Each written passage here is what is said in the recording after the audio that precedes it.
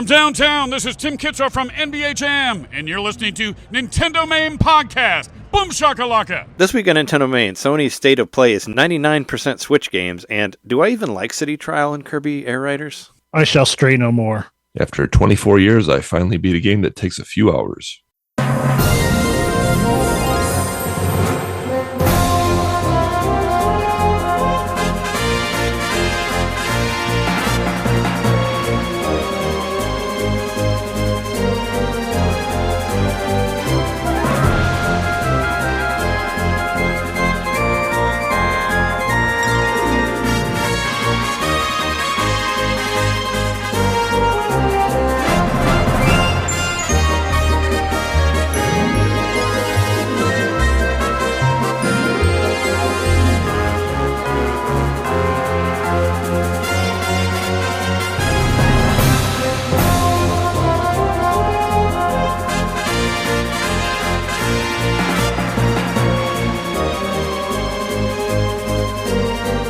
Children are found, or something. Welcome to NintenDomain Podcast, episode 497, Pressure. 3 weeks. We got to come up with something fun for our 500th episode. It's the first week of December, so put that on your calendar. Put that on your calendar and smoke it. Yeah, and this is a place, where you hear Nintendo fans talk about Nintendo Directs, I guess, which are really short trailers, and Sony Directs, which should pretty much be Nintendo Directs, and other things like pretty that. Much. And we are your hosts. I'm Trey Tiger Drop Johnson. I'm Jeremy HD2D for life Mikowski. Yeah. I'm John Got an F Knitter. That's not cool. Yeah, sorry, I got too excited. Yeah, no, I did. I saw that you got the Dragon Quest 2D HD3 for sale. I was very excited for you. I actually thought about maybe getting it for you for your birthday, but you already got it, so there you go. Let's start off the shows we normally do and talk about games that we got and games that we've been playing. I think Jeremy is the only one on the internet that said anything about stray children since last week. I've heard nobody talk about it. Yeah, no one be talking about it. I think you might have beaten it. Yeah, I've still seen no reviews or anything or whatever about it. I'm sure somebody's going to talk about it at some point. I finished it, and I did it without any help because there is none, as far as I can tell. Oh, yeah. I mean, there's no game. Well, I guess I was going to say there's no game facts. I don't think. Maybe. Probably not for stray children, right? I didn't dig that deep into it. It's a little old.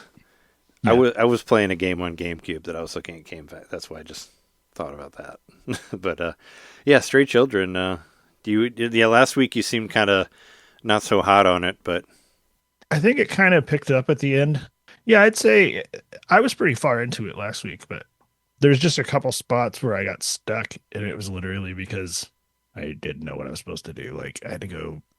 They were dumb things both times. Like I think it was the game's fault, not my fault. That's what I mean by that. But that's okay, because I beat the game, so. And it was a very unsatisfying ending. Oh, no. And I looked to see if, according to the internet, there's no, alternate ending. But I did find out that you can do a pacifist run. It's just really, really tough. But I never did it ever. I killed everything, so maybe that's why I didn't get credits. I just got I got a splash screen and sort of credits, but it just it was just done. No credits? If there is a good ending, bad ending? Or... I don't think there is. I mean, somebody's got it. Somebody else needs to play it, I guess. I was kind of pissed because nobody played it. I spent all this time collecting all these pieces of something kind of like the Triforce. And I was supposed to get the last piece with the last boss I fought, and it didn't show me that. It was just done. And not to mention it, the game just starts over again. And it's not, as far as I can tell, I don't even think it's a new game plus. So I'm confused. I don't know. Maybe I did something wrong, but I mean, I definitely beat the game. I definitely beat the final boss. It was and there's some pretty interesting stuff at the end, I'm going to say. Some really interesting stuff they do at the end with the visuals. It gets pretty wacky. Does it explain some of the weird stuff, like the toad with all the wives or whatever from last week? Nope. All we know is that it's a game that you're trapped in, so you're stuck inside of a game. But I don't know. I don't know if you'll ever play through this. Whatever. You basically find out that you've been going through this over and over again. That's part of the glitch in the game. So because you never actually see yourself getting sucked into the game, you getting sucked into the game is the beginning part of the game. So I guess the you're stuck in the game forever is kind of what it was kind of what it is at the end. Because towards the end, you'll see like dead bodies of yourself laying around and stuff. Oh wow! You don't think it wants you to play it like multiple times, like Nier or whatever? You I don't might. think it's supposed to be like you go back around and then it's different the second time or the third time and fourth. I'm time gonna I'm gonna try a little bit for a pacifist run just to at least see, like maybe the first boss, up to then, and then I'll see if anything seems different. But so far, not so much. And all that stuff I was spending a long time collecting was just gone, and that made me sad. Yeah, and you didn't need to use it or get to use it for the final. I didn't boss? get to use it because by the time I got to the final boss, I was kind of OP.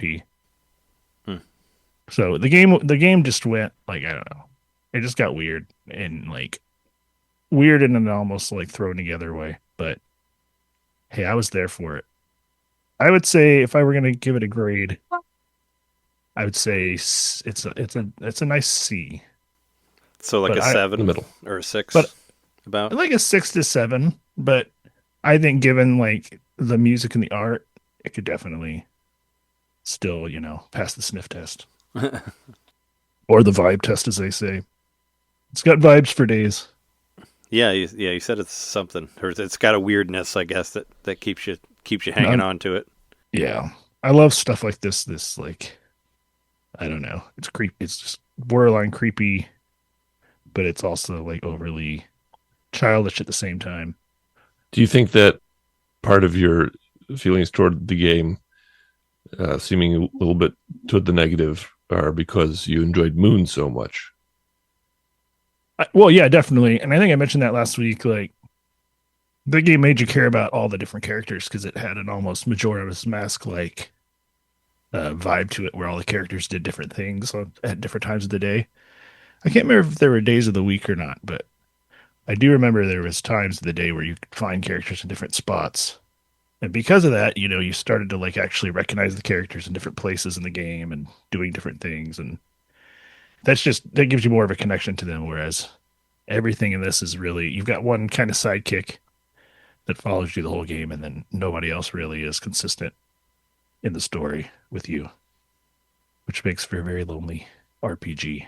So that's one of the reasons why I bought Dragon Quest III. Yeah, I was gonna say, was it that one was like so? I don't know, like you needed a strong, good RPG to bring you back. I say more than anything, I wanted a party. I wanted a party based game where it wasn't. Oh just sure, yeah. 1-on-1 for every battle. I'm happy you finally got it. It's I think it might be on sale still. I know there's a big Square sale right now, but I think it's on sale for like $35, right? Yeah. So that's almost half 30% off. Well, it's like 40 something because it's normally 40, 60, so it's almost half would be $29.99. But it's absolutely beautiful. I love it so far. I haven't played very much of it. Maybe like 2 hours. Oh, it looks great, right? I mean, It looks wonderful. it's the 2D HD, but it doesn't look. I feel it looks different from some of the other ones we've seen. It does because it's a lot. It's really pretty. Well, it's got the Toriyama art style there. Mhm. Even though I mean, I guess he died before it came out, but it's still. I mean, it's all based on his art. He did all the stuff from 3 and all the remakes before this one. So it's. I don't even mind the grinding too much because you can turn the speed like up to ultra fast. And Oh yeah, I was gonna fly. say you did that right because you got to do that because it feels. Right away. I had forgotten about that when I was playing Dragon Quest 1, the remake. Like when I first started playing it, and I was like, "Oh my god, this is so slow!" And I was like, "Oh wait, I forgot I can speed it up all the way." So I like take it all the way up to ultra, and then it feels more. Then it feels like right to me, because it's. Yep. Because I'm like, why am I waiting forever for him to fucking hit the guy with a sword? Like, come on, dude! Like, get faster here. But yeah, no, it's best to speed it up. And I had forgotten that you basically get to pick your own party in this, so that was fun. I have let's see, I have a priest and a wizard. Is it a wizard? I think so. And a Mage. Oh yeah, a mage. I was gonna say, I don't know if they use. I think the it's a word white wizard. Or I don't not. know.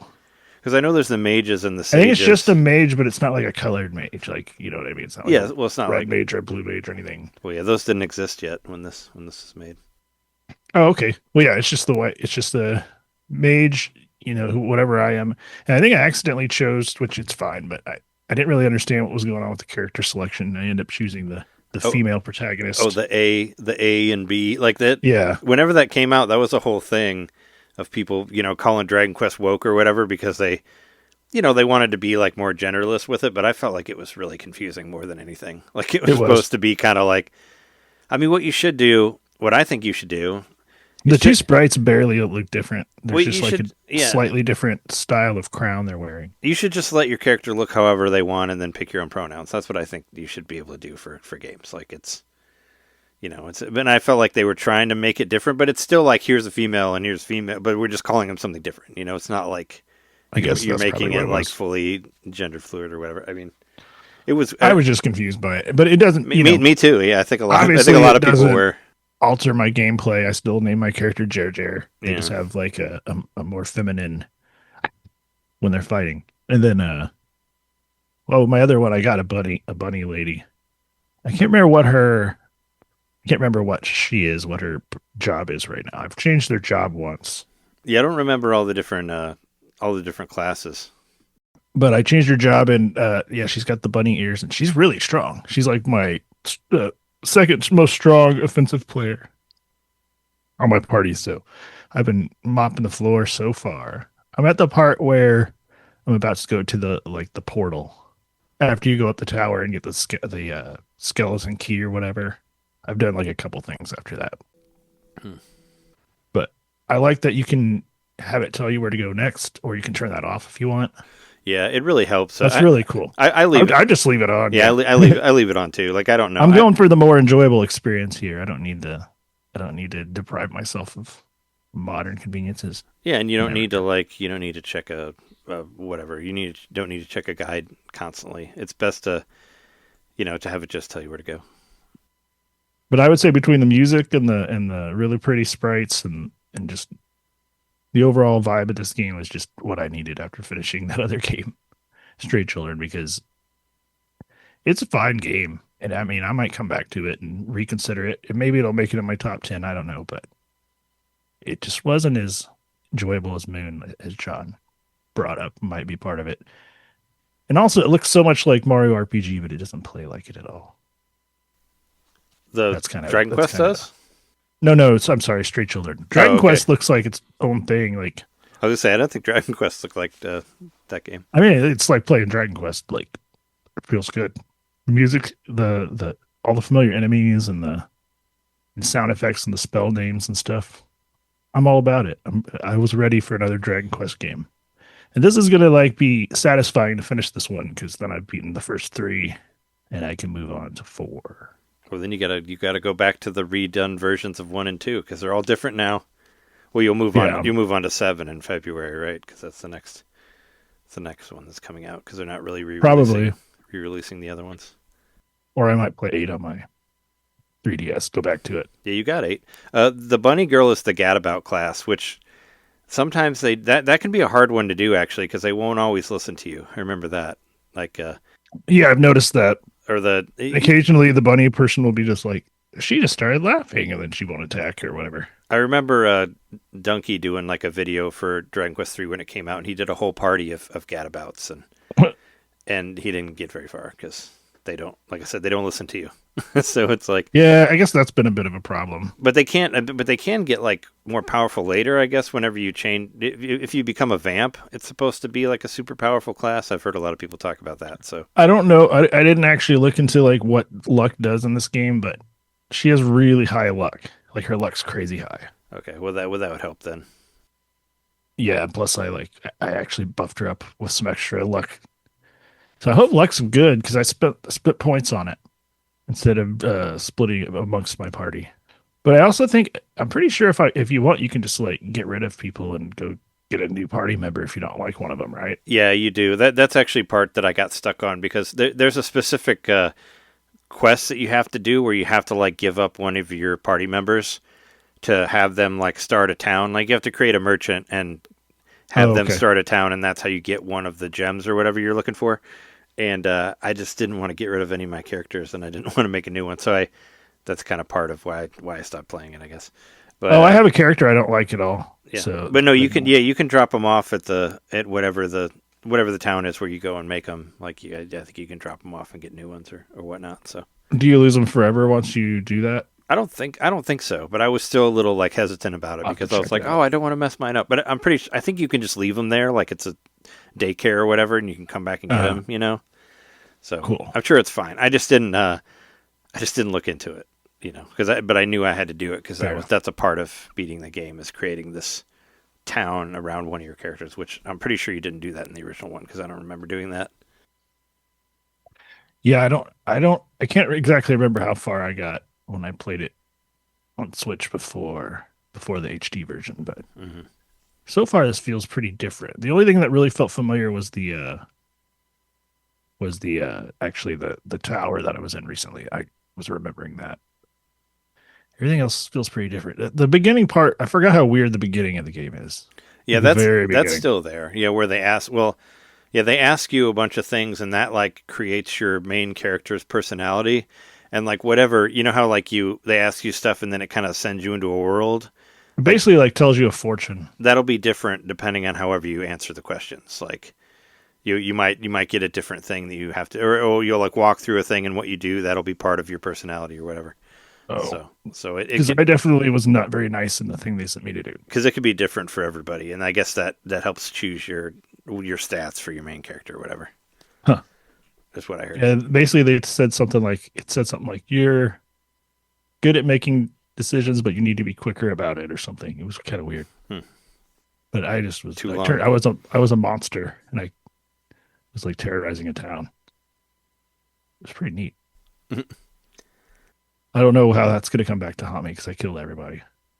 I didn't know that it was going to kill him. You go up to people and it says talk, and then you kill them. Oh, jeez. It's the very beginning of the game, so I'm not ruining anything for anyone. But I didn't get that, so it's different. It was different for me. Like I said, it could be different for everybody depending on what Well, you I say. didn't know that. Yeah, I like walked down a hallway and they said like go help this person, and if you don't, like I said, there's different scenarios depending how you answer the questions at the beginning of the game. Oh. I just woke up at the bottom of a well, came out of the well, and I guess I didn't have to kill everybody. I could have just left. Maybe. But you like it so far. It's worth $35. I mean, it's definitely worth it. It was my number 2 game of the year last year, so it's up there. Yeah, I want to play through this game, and I think now's the perfect time. It's starting a little chillier. It's a good time to just get cozy with an RPG. Good time for a cozy turn-based game. It may feel easy at first, but it definitely does get hard later. So be ready for that. Like a lot of these games. Mm-hmm. Well, you just got to start using your buffs and debuffs. Yeah, I haven't had to worry about those yet. you got to do a lot of crazy shit. Well, is that what you had for what you're talking about for the week? Because I guess we could transition to Dragon Quest 1. Speaking of games getting tough, I mentioned that. So last week, I was kind of like, oh yeah, Dragon Quest 1, it's fun. I'm having a good time. I got to the point where probably right after we started recording last week, it got really hard. I had to fight. So in the regular game, you fight this one boss at this one point, but in the remake, you got to fight 3 of them at the same time, and there's only one of you, and you have to kill them all at the same time, because if you don't, they'll automatically bring the other ones back, with a full amount of life. So, oh my gosh, it was the hardest boss I've ever fought. It was so fucking hard, and all of them can heal. So, yeah, if you kill so you have to kill them at the same time, because if you kill any one of the 3, they'll automatically bring the other one back, and then the other one will be brought back with full life. So it messes everything up. So if you so I tried different things, because there's different items you can use. You can use a boomerang or a whip, which will attack everybody at the same time, but it won't always hit all 3 of them at the same time. So if it misses one and you kill 2 but not 1, then the one will bring back 1, and then the other one will bring back the other one. So it has all this stuff to it, and plus they can also mute you. They can make it to where you can't cast magic. And I was using a magic spell, to try to try to kill all of them at once. So it was just really, really hard. I just played it over and over and over again. I probably played it 17 or 18 times, and wow, I finally got through. But it was just I just had to get lucky, I guess. And I was doing the wild side thing that I was talking about last week, where you get to attack twice. And I was just doing that and just trying to hammer on them, and hopefully they missed me enough times. Is basically all you can do. I tried to put on a spell where I was harder to hit, but they'll automatically take it away once you do it. So it's a lot of it was super. It was the hardest thing I've done on there so far. And I was like, oh God, I don't know if I'm ever going to get through this. This is fucking annoying. But I did it finally. So that'll make you miss a party-based RPG too, because you don't have like I only got one character, be a damage yeah. sponge. I only have one character. Well, I have the princess with me that will heal me sometimes. But that's it. Like, I don't control her, and she's, she won't get hit or whatever. She's just in the corner, because I'm trying to do where you carry her through the whole thing, which I wasn't sure. I wasn't sure if you could do that or not from where I was at, but I found out I had gotten whatever item you had to do to get through the whole thing. So I'm still carrying the princess, but she only helps me sometimes. But I don't have to worry about her, because she won't get hit. But yeah, I got through the 3 bosses, and then I beat the gold golem. Of course, it's like one of my favorite characters. I have a cross-stitched picture of him from Jess they made. Plus, I got a golem statue and a golem, like, little rubber guy that I got a couple that I got from Japan. I got from the Square store. Anyway, it's like one of my favorite characters. But I got to fight him, and you can still put him to sleep, so that helps. He just doesn't stay asleep as long. You just have to keep playing the fairy flute over and over again and keep him asleep and get through it. There's a town that you can't get to until you get through the gold golem, and that was in the original one. It's like the guardian of the town. You have to beat it, and then you get through. That's about where I'm at on that one. That's what I played last week. But I know something a couple of us played, or at least John played a little bit of it. The Kirby Air Riders demo, the global test, came out, and I did play online. But the cool thing about it, and John, you pointed it out already. I was going to say it as well.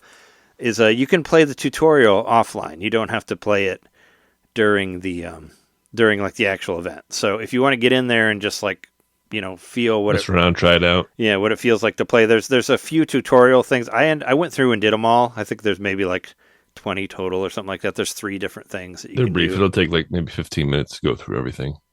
So it's not much, but it's something if you missed it. Yeah, there's because they'll tell you some stuff about racing.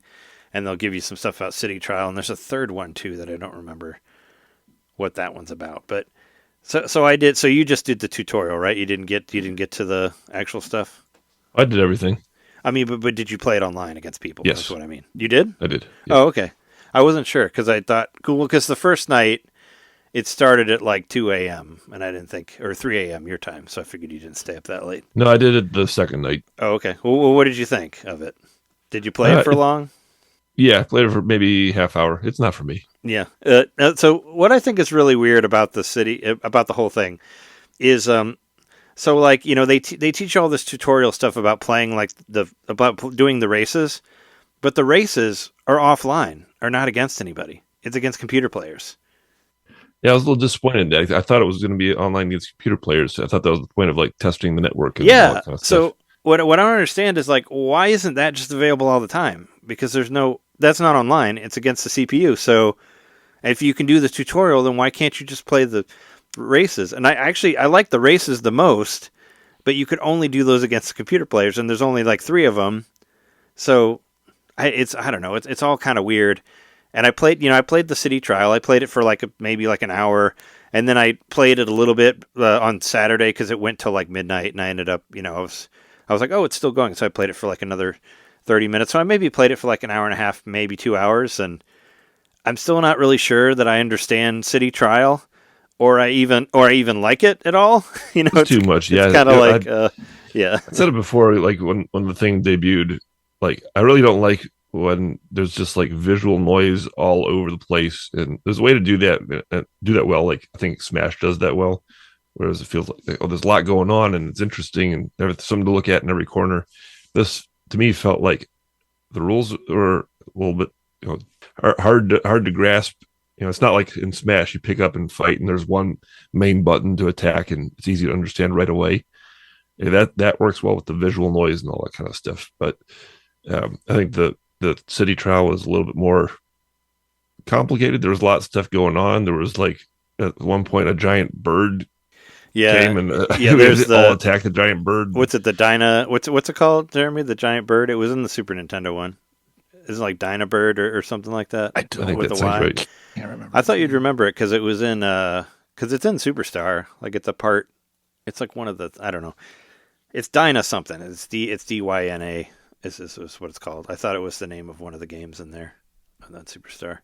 Anyway, yeah, there's a giant bird that you can fight, and if you beat it, you get extra stuff for it. But I felt like the whole like cities trial part was like maybe too long. Like it goes on for like 5 or 6 minutes, and you're supposed to collect stuff that like will make your like make your like cart better. But it's like, but then you get random stuff that you can pick, and it might not even help you for whatever. It's kind of like it's just like I don't know. I don't really get it. I'm still like I don't really feel like any more for the game than I did before the demo. I just feel like more confused, I guess, from actually playing it. Yeah. And the only thing I did like the racing stuff. Like I thought it looked really good and sounded good and all that and ran really well. But I mean, where is that at? Like it's not in the city trial at all. It's like it's kind of like how much of this would actually like entertain me like in the end, like when I actually had it. Like well, and there is supposed to be a single player mode, which I'm really interested in that. But it's like how good is that going to be? And I don't know if you noticed, like if your cart gets destroyed, you can just walk around as Kirby. And I thought that was really cool. Like, why aren't we getting like a fully like 3D open world Kirby game that's like that? Like, I would be there on day one for that if they were doing that, because it looks so cool. Like you could float around through the city and all that. Like, give me that game. Like, hopefully that's on the horizon. I know they created like a new engine for this game, so maybe that will be the engine for the next Kirby game or whatever, but I'd be much more excited for that than whatever this game is. So I'm still really not any more for it than I was before. The fact that it's a new engine really shows through. It looks strikingly different or better than any other Switch 2 game I've seen so far. Even Donkey Kong, which was a beautiful game, that was designed originally for Switch 1, as we found out, and there's probably still some roots of Switch 1 code or whatever in there. This, especially in the racing, not so much in the city trial, but in the racing, looks beautiful, looks cinematic. Yeah, there's some really cool stuff, like that one level where like the sea parts, and there's like where you jump on one thing and it goes around through. It kind of reminds me a little bit of like a Sonic game sometimes, like how you do like the loop-de-loops and you'd see like this big thing going around different stuff. And, a little bit like, you mentioned it, the Sonic game, the Secret Rings. Sonic and the Secret Rings, yeah, the Wii one that you liked. A little bit like that, like if that, as far as the fact that it's like you're following behind the character at a low angle and there's like a general wide, almost somewhat fisheye lens effect going on. Like you feel like the scope of what you're seeing is just like huge and all encompassing. Yeah. So the look of it is beautiful. And like the colors really pop too. The colors are really rich and vibrant and, candy coated like you might expect a Kirby game. Yeah, it looks incredible. Like I think it could be the most beautiful Switch 2 game. Although, I mean, Donkey Kong, I don't know. I go back and forth between those two. The Tears of the Kingdom, like, up-res is pretty nice. The up-res is nice. Yeah, too, John, yeah. You know about that one. I saw you were sinking some more hours into that game. I'm back on it, yeah. Didn't put it in your notes, but I was going to ask you about it anyway. I don't want to say anything about it because I've said things about it before, and I've not beaten it yet. So I'd rather just stay quiet and then eventually somewhere down the line just come onto the show like a hunter with like Tears of the Kingdom over my back and just throw it down on the table dead. I beat it. That's what I want to do. Just one day. It. Yep. Yeah. Don't you have like 700 hours in there or something? It's pretty high. Pretty high. It's 600 something. It's almost 7. I thought you were going to try to like, get to like Mario Maker 2 level on that one where you'd break 1,000. Yep. Maybe so. I mean, using the app and everything is pretty handy, and like you can find everything on the app. So if you want 100% the game, and I'm thinking maybe I do, it's very possible using the app. But yeah, Kirby Air Riders global test fire. It seems like we're both like not super hot on it. No, not I'm a no on it. I'm a pass. I mean, I know you were already like pretty much on the no side. Yeah. I was kind of in between, but I'm still like this like test fire thing really doesn't sway me one way or another. Like I kind of like I like the racing stuff, but I'm still not really sure if that'd be enough for me in there. Plus it's a $70 game that's coming out like a couple weeks before Metroid Prime 4, which is also a $70 game. It's like there's a lot of things happening right now. There's a lot of games coming out, so it's like I don't know if I could even fit that in there, with the other stuff. I don't know. I really want to see the reviews, and I really want to know what the single player is like. If the single player is like this amazing, like phenomenal, like experience, then maybe I'll go for it. But as of right now, I'm pretty much a no on the game. But I do think it looks gorgeous. I think it looks incredible. I think it runs really well. It's really smooth. I like the soundtrack, but I still don't really. There's another test run next weekend, right? Yeah. This coming weekend, rather. There is. I might try to play it. Give it a try. I'd be interested to hear your thoughts. Wasn't able to, but I don't think I'm gonna like it because I didn't really like the first one. Yeah, I have the first one, and I was confused as to what. I was confused on that one too. I don't get the need for the alternative control scheme that this game has. Which, if you haven't tried it, like the one button. Well, the fact that you go forward automatically, and the whole thing sort of hinges on you doing a charge boost or holding the button to slide around corners. It's like I kind of wish I was just playing like a regular racing game. I don't get the need for what this adds. Yeah. Well, I mean, it was supposed, I don't know, I guess it was supposed to make it easier, but it's weird because it's like, oh, it's only a 2-button game, but it isn't because like all the buttons are active. So, like A and B both do the same thing, and like Y and X and like R do the same thing. So you're going to accidentally do a super move out of nowhere because all of the buttons do things, even though it claims to be a 2-button game. So just make it just 2 buttons so you don't accidentally do stuff. Because that's what I found, that I kept like accidentally triggering things that I didn't want to do because like L is also Y or whatever. Or I don't know. It's kind of confusing. Like just make it, if it's going to be just 2 buttons, make it just like 2 buttons and just make the other things. I wonder if you could go in and like maybe you change can the controls to where maybe in the full only version, 2 buttons work. Yeah, maybe in the full version you can change it to where it doesn't, where where like all the buttons are, are like mapped to one of the buttons or whatever. But yeah, it's I don't know. It's not really it didn't do anything for me. The demo did. I mean, it was kind of such a strange game. Like I won like one game, and it was the one, and all the games are so weirdly different too. Like the ones you do after the city trial, like when you get to them. Like I don't know how many you did, but I did one where you like it was like a Mario Party game. You like try to run over a bunch of dots and change the colors of them, and whoever has the most color of your color or whatever win. That's the one that I won. That's the only one I won. And there was another one that I went to where nobody else was there, so I automatically won. There's like weird stuff like that. I did one where it was just like a free for all. You're trying to get items and hurt each other, and then the bird won. And by then I was just okay. I don't like this. I'm out. Yeah, I didn't try them all. I think there was was it on Smash Brothers 3DS where you like went through and collected all these like power ups and stuff, and then you did some stuff later. That was in one of the Smash Brothers. That the city trial kind of reminded me of that. I think it was the 3DS one. It was called like Smash Run or something like that. I don't know. I played a lot of it. Mm-hmm. But what were you saying earlier, Jeremy, about the game? You're about to say something. It's just so weird. I want this game to do well. I want it to find like a strong fan base because Sakurai deserves that, but it just doesn't. I don't know. I can't wrap my brain around it. And the more I hear about it, the more confused I think I am. It was called Smash Run, is what it was called on 3DS. And it does like kind of the same thing as this. Like you like go around a labyrinth and you collect a bunch of like different stat boosting stuff. And then it throws you into a world where you use those to beat other people. But it's pretty much exactly like City Run, except in Smash Brothers format. And it was on the 3DS game. It reminded me of that, which I did kind of like that. And I was bummed that it wasn't on the Wii U version. Or the Ultimate on Switch, but yeah, I don't know. We'll see how many, I don't know how many old Kirby Air Riders fans there are.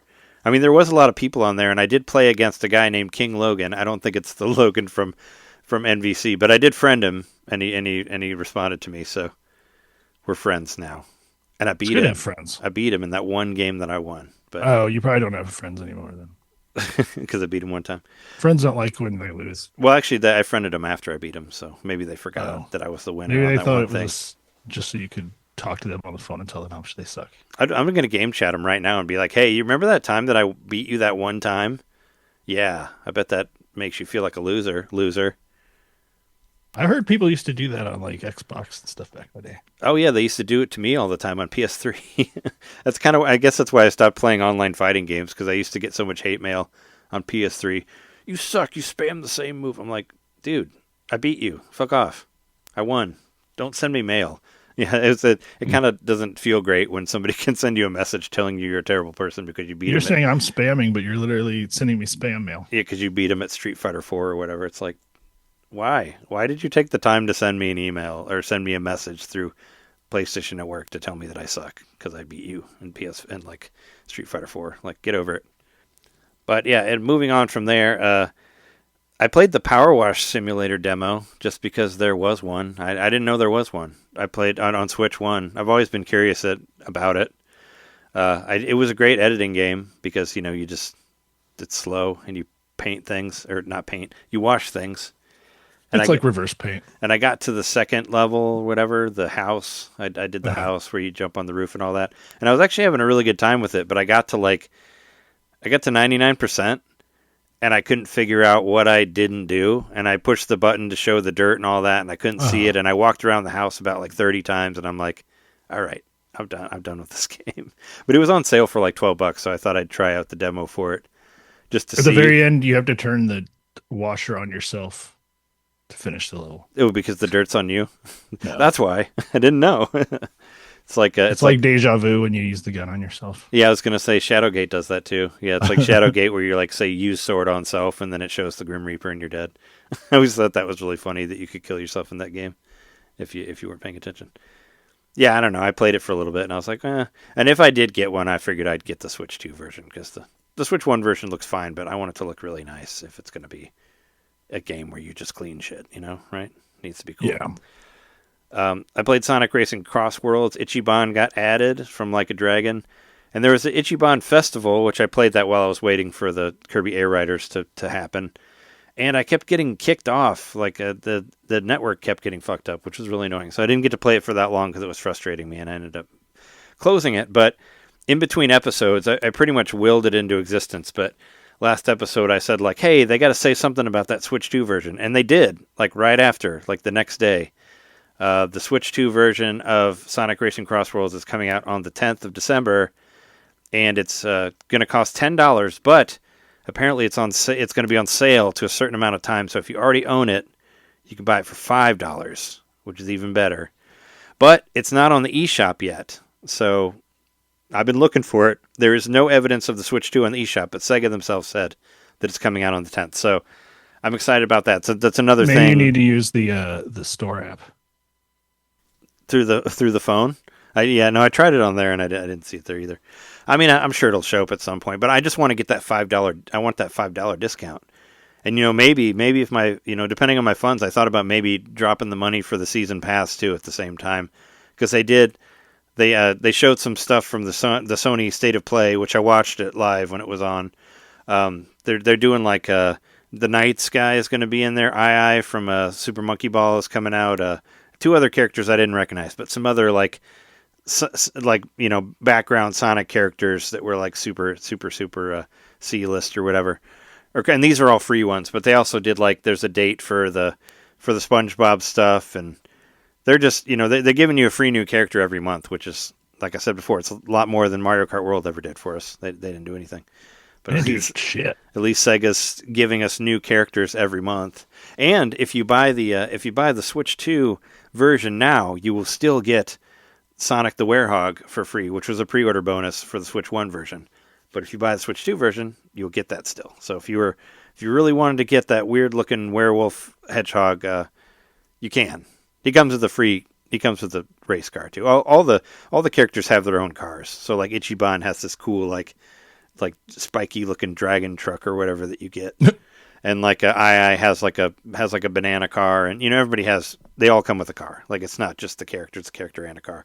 And you can use bits of it because you can create your own cars, so it's all it's the front and the back and the wheels, you can use them on different stuff to create different things and whatnot.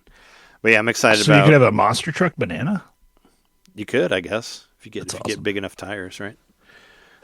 So yeah, I'm excited about Sonic Racing Crossworlds 2, or Sonic Racing Crossworlds for Switch 2 coming out. Oh yeah, and it's going to be 4K and 60 FPS, which I'm very excited about. So damn, cool, hooray! They're giving you all the shit. But another thing I'm excited about is tonight, in an hour and 10 minutes or so, Yakuza Kiwami 2 is coming out to Switch 2. And in preparation of that, I beat Yakuza Kiwami just regular last night. That was my plan, was to beat it before the new one came out. And I did. I made it all the way through. It took me about 60 hours to get through it. I did, I like started playing the game again, and I was like, all right, I'm just going to do the regular quest. I always say this, but I'm always wrong. I'm like, I'm going to do the regular quest. I'm just going to get through it. And then I'm like, oh, but I want to do the sub-stories. And then I found out in order to do the sub-stories, I have to fully like learn all of the styles and all the different things. So I ended up pretty much I ended up pretty much 100%ing the game. I didn't do all the extra shit. Like there's all this extra stuff where it's like, get like win this many times at pool or do all this shit. Like I didn't do all the extra minigame stuff, but I did all the sub-stories and all of the regular stories. So that was like doing all the Majima everywhere, as they call it. Goro Majima is one of the main characters of Yakuza. If nobody's played that, they don't know him. But he just got his own game, the pirate game, that I really wanted to come to Switch 2, which it will probably eventually. But Majima everywhere, he'll just basically show up in the city doing different things. Like sometimes he'll be dressed as a cop and he'll arrest you, and you got to fight him. Or he'll show up as a zombie, and you got to fight. I mean, you have to fight him no matter what. But he'll show up as different things.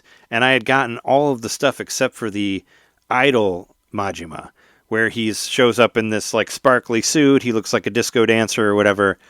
And I could not find him. And I was looking online. I was like, how the fuck do you find him? And he'll basically show up on the map walking around. And once you get to a certain point in Majima everywhere, you get a Majima detector or whatever it's called, and it'll show him if he's on the map or not. And he'll either be high, if you see him walking around the map, he'll be like 3 different types, or if he's not, then he'll be hidden somewhere. He'll be like he'll be in a trash can, or he'll show up behind you, or whatever. All these different things. So I found this whole thing where I had to go into this. I went into this like 7-Eleven, and I just would like exit and like enter and exit just over and over and over again until I finally found the fucking idol Majima. And then I found and this took like maybe an hour for me to find him. And then I finally found him and beat him, and I got all the Majima stuff. And I got to the super boss. There's like a super boss that I guess was the super boss in Zero that comes back. And that guy was hard as fuck. Like he was the hardest guy in the whole game. Like even harder than like the final boss and all that. He has like 10 levels of health points, because it'll start off at like orange and then change to like yellow. And he's like all the way to like dark blue, and you got to get it all the way down. But if you're maximizing your different fighting styles, there's a fighting style called Dragon, which is like what you get from Zero. Also, it's bringing that back. And there's a move called the Tiger Drop. That's why I use that as my middle name. And the Tiger Drop is like the most powerful move in the game. Basically, the Tiger Drop, it's a time-based thing, but if you do it right before somebody punches you, you'll like duck down and like hit him in the stomach, and it'll knock like almost a whole health bar off at once if you do it right. And that game is fucking game changer. Like it did so great for me. Like I was just like in the Coliseum stuff, I was just knocking people out like with it. And once you learn how to do it, it's really fucking cool. And you can't, there's no way you can beat that final boss without knowing how to do that, because otherwise you would just have to do regular stuff. And he like dodges like crazy, and he has moves that will take your entire like health bar away if you're not careful. Like especially because there's 2 forms. You have to fight him once, and then he comes back again with a knife, and he can stab you while you're on the ground, and that'll take like 80% of your life away. So there's all this shit you got to do. But the Tiger Drop, it saved my life literally in the game. And there's also a move that you can get, which is so much fun to do. You can do a power bomb at the end of your combo. So you're like boom, boom, boom, and you knock the guy down, and then you pick him up, and then you power bomb him. But you can throw him at other people while you're fighting, which is so much fun. So you beat him, and then you pick up your guy, and you like throw him at you like power bomb him at other people. And I was like, oh yeah, this is great. I'm really gonna miss that power bomb move. I don't know if it's in Kiwami too, but it was just so much fun to do. Like I don't know. If you could take him and throw him at a car or whatever, it's like I don't know. I think power bombs should be in every fighting game. You should be able to just pick up dudes and throw them at other dudes. But yeah, I found a bunch of weird Majima stuff. I found like the Majima hostess. You find him like dressed up as a hostess, but you talk to him just like you would at a normal hostess bar. Like it's funny because and there's like different things you have to answer, and you have to get the heart up all the way. It's like exactly the same as you would at a hostess bar, except it's Majima wearing a dress, which is funny, and he's wearing makeup and all that. And you do actually talk to him about hostess bar that he owned in Zero. So it does all this callback stuff to the other game, and you talk about how he managed it and whatnot. And I found there was like some of the side stories you have to like, you go to the hostess bars and you get their love level up a certain way, and you go out on a date, and then there's like it cuts to white. It's supposed to mean that you slept with them or whatever. But one of them was actually like a lesbian hostess, which I thought was cool because you don't normally see that in this.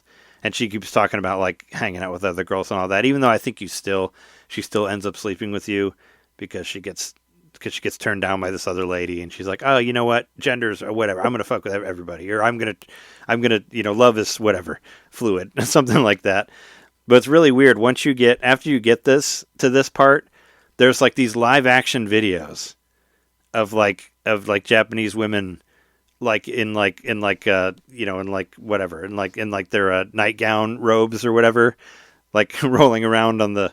It's so weird. It's like oh, I don't need to see this. Skip me out of this. But once you get through these hostess mini games, there's these videos, and they're like, oh yeah, you can go on more dates and you can unlock more of these FMV videos. And I'm like, no thanks, no, these are too weird. They're too strange. It's like hentai picture reveal or something, just a different version of it. Pretty much, right? Yeah, it's like a I don't know, minute long video maybe of this, of like a lady like in lingerie, like making faces at the camera, and I was like, this is so strange.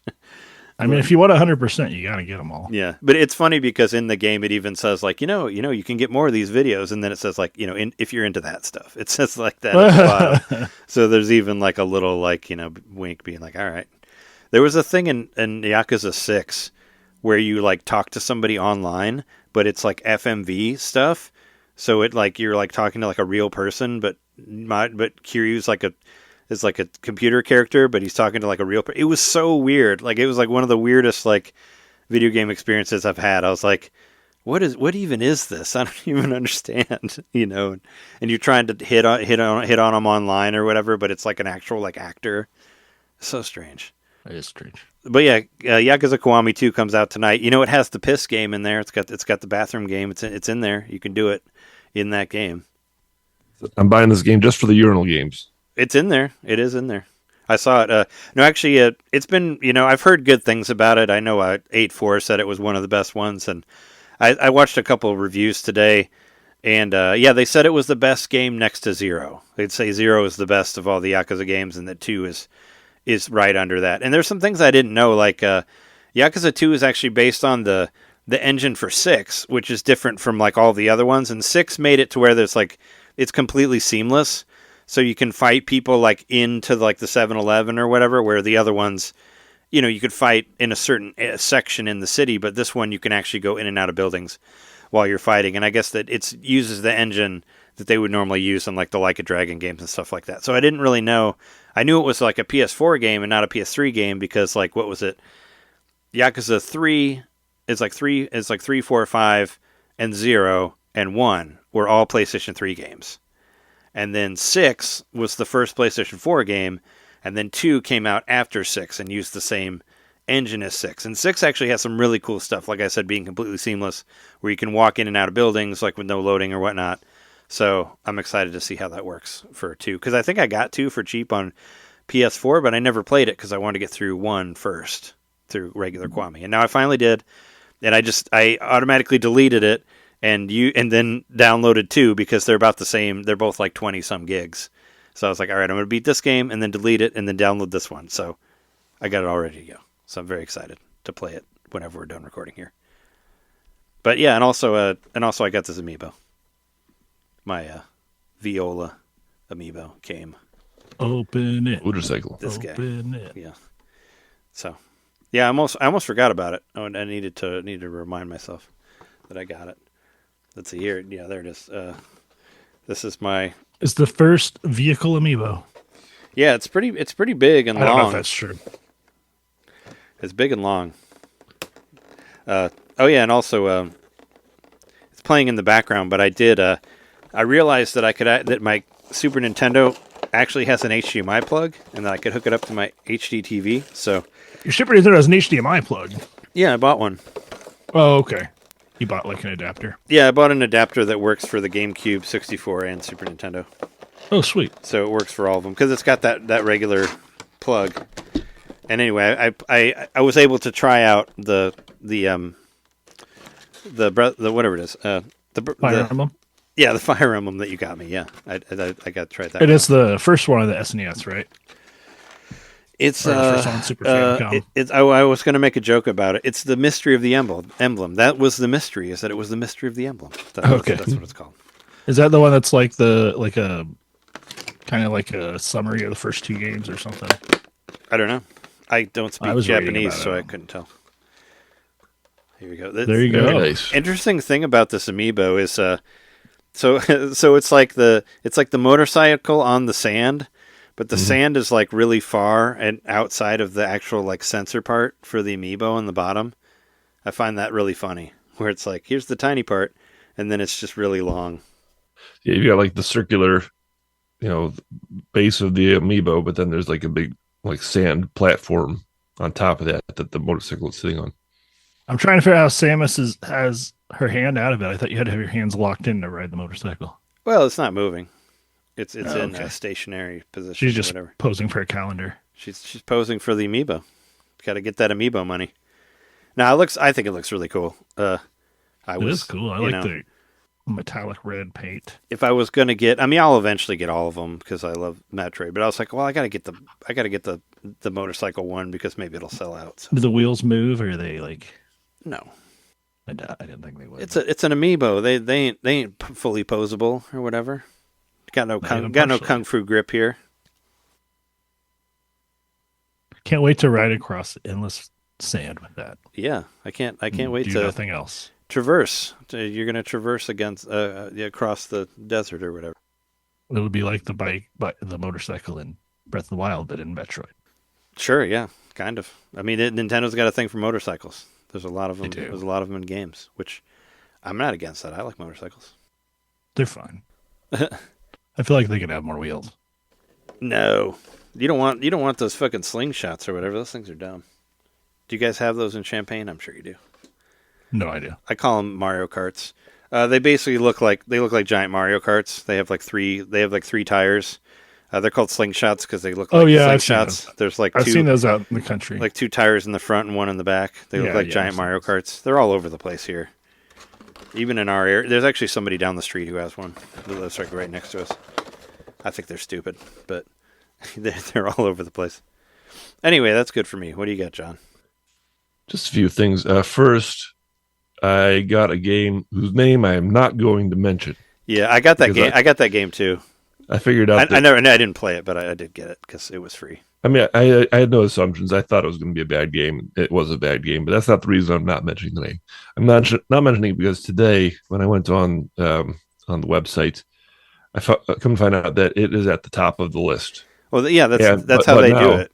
But now it's for sale. So they pulled the old trick from Switch One on the Switch One eShop where it could be manipulated. They found a way to do it here.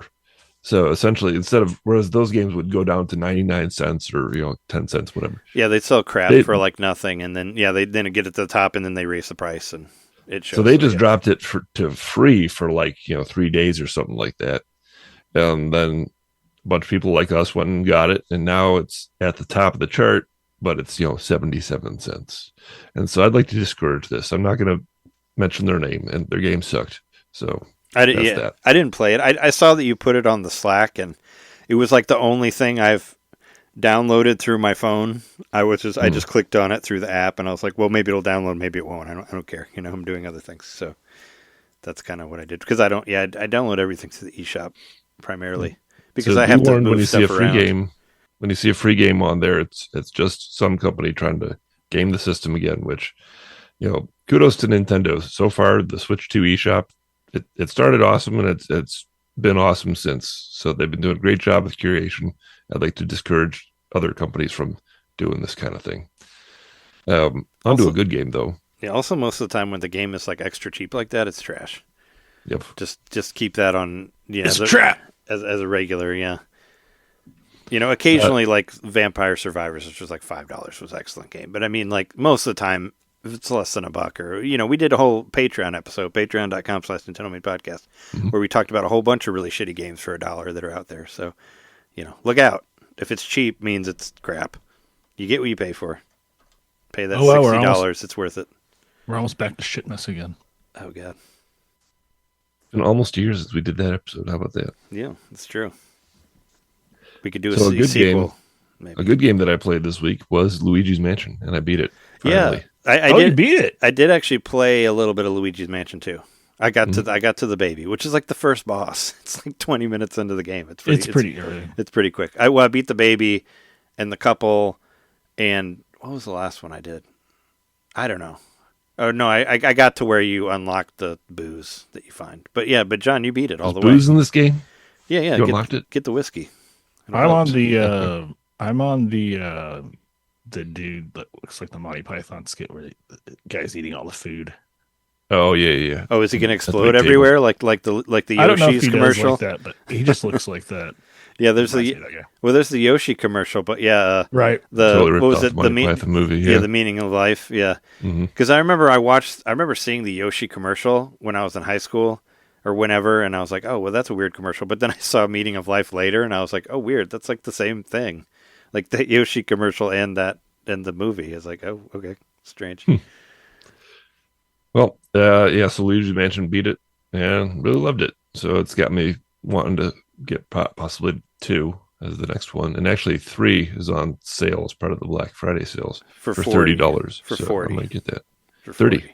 Is it? Are you? Because like half. I'm sure that they broke. Yeah, they broke the because they went down to 30. Because half of them are 30 and half of them are 40. I thought that Luigi's Mansion 3 was 40. I mean, 30 is great because that game is well. I mean, that game is excellent. It's a really good game. Yeah, that was a big. I mean, that was my number 2 game of that year when it came out. So I mean, I love that game. It was it's very very good. So I recommend getting it. Yeah, if 2 was on sale for 3, I would consider getting it. But it's not. It's just 3. But 3 is definitely the better game. I think it's the best out of all of them. But I know you finished 2 on the 3DS, didn't you? Yeah, I did. I beat it on 3DS. So yeah, I didn't really necessarily feel like I needed to go through it again, but I could on the TV. I guess it's definitely more comfortable to play versus playing it on the 3DS. Yeah. Do you know like what your time was about? Like how much time you put into that, John? Like do you think how much it took to get through? Oh, I didn't see a tally. Does it tell you? Maybe it did, but I don't remember. I don't know. I think it was probably around 11 or 12 hours maybe total. Yeah, I was wondering. I would guess. I was gonna say if I would probably guess like 8 hours or something like that. Was what I was thinking. Maybe. I don't know. I remember thinking that it was a little bit longer than expected. I remember you'd said it was like 10 hours or so.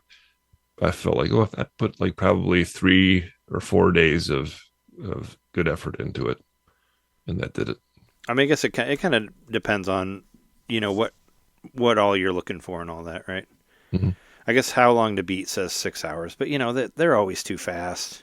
Like they say like 13 hours for 3, and I know I spent over 20 on that one.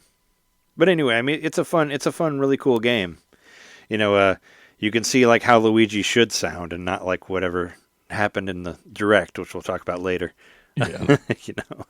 But no, I'm glad you finally got to get through it. It's a really special game. I like that game a lot. Like that one part where you like shoot a ball at the moon. Like I'll never forget that. That was cool. I'd never seen anything like that in a Nintendo game. And Jeremy was with me when we discovered that the first time, and I was like, oh wow, that's so cool.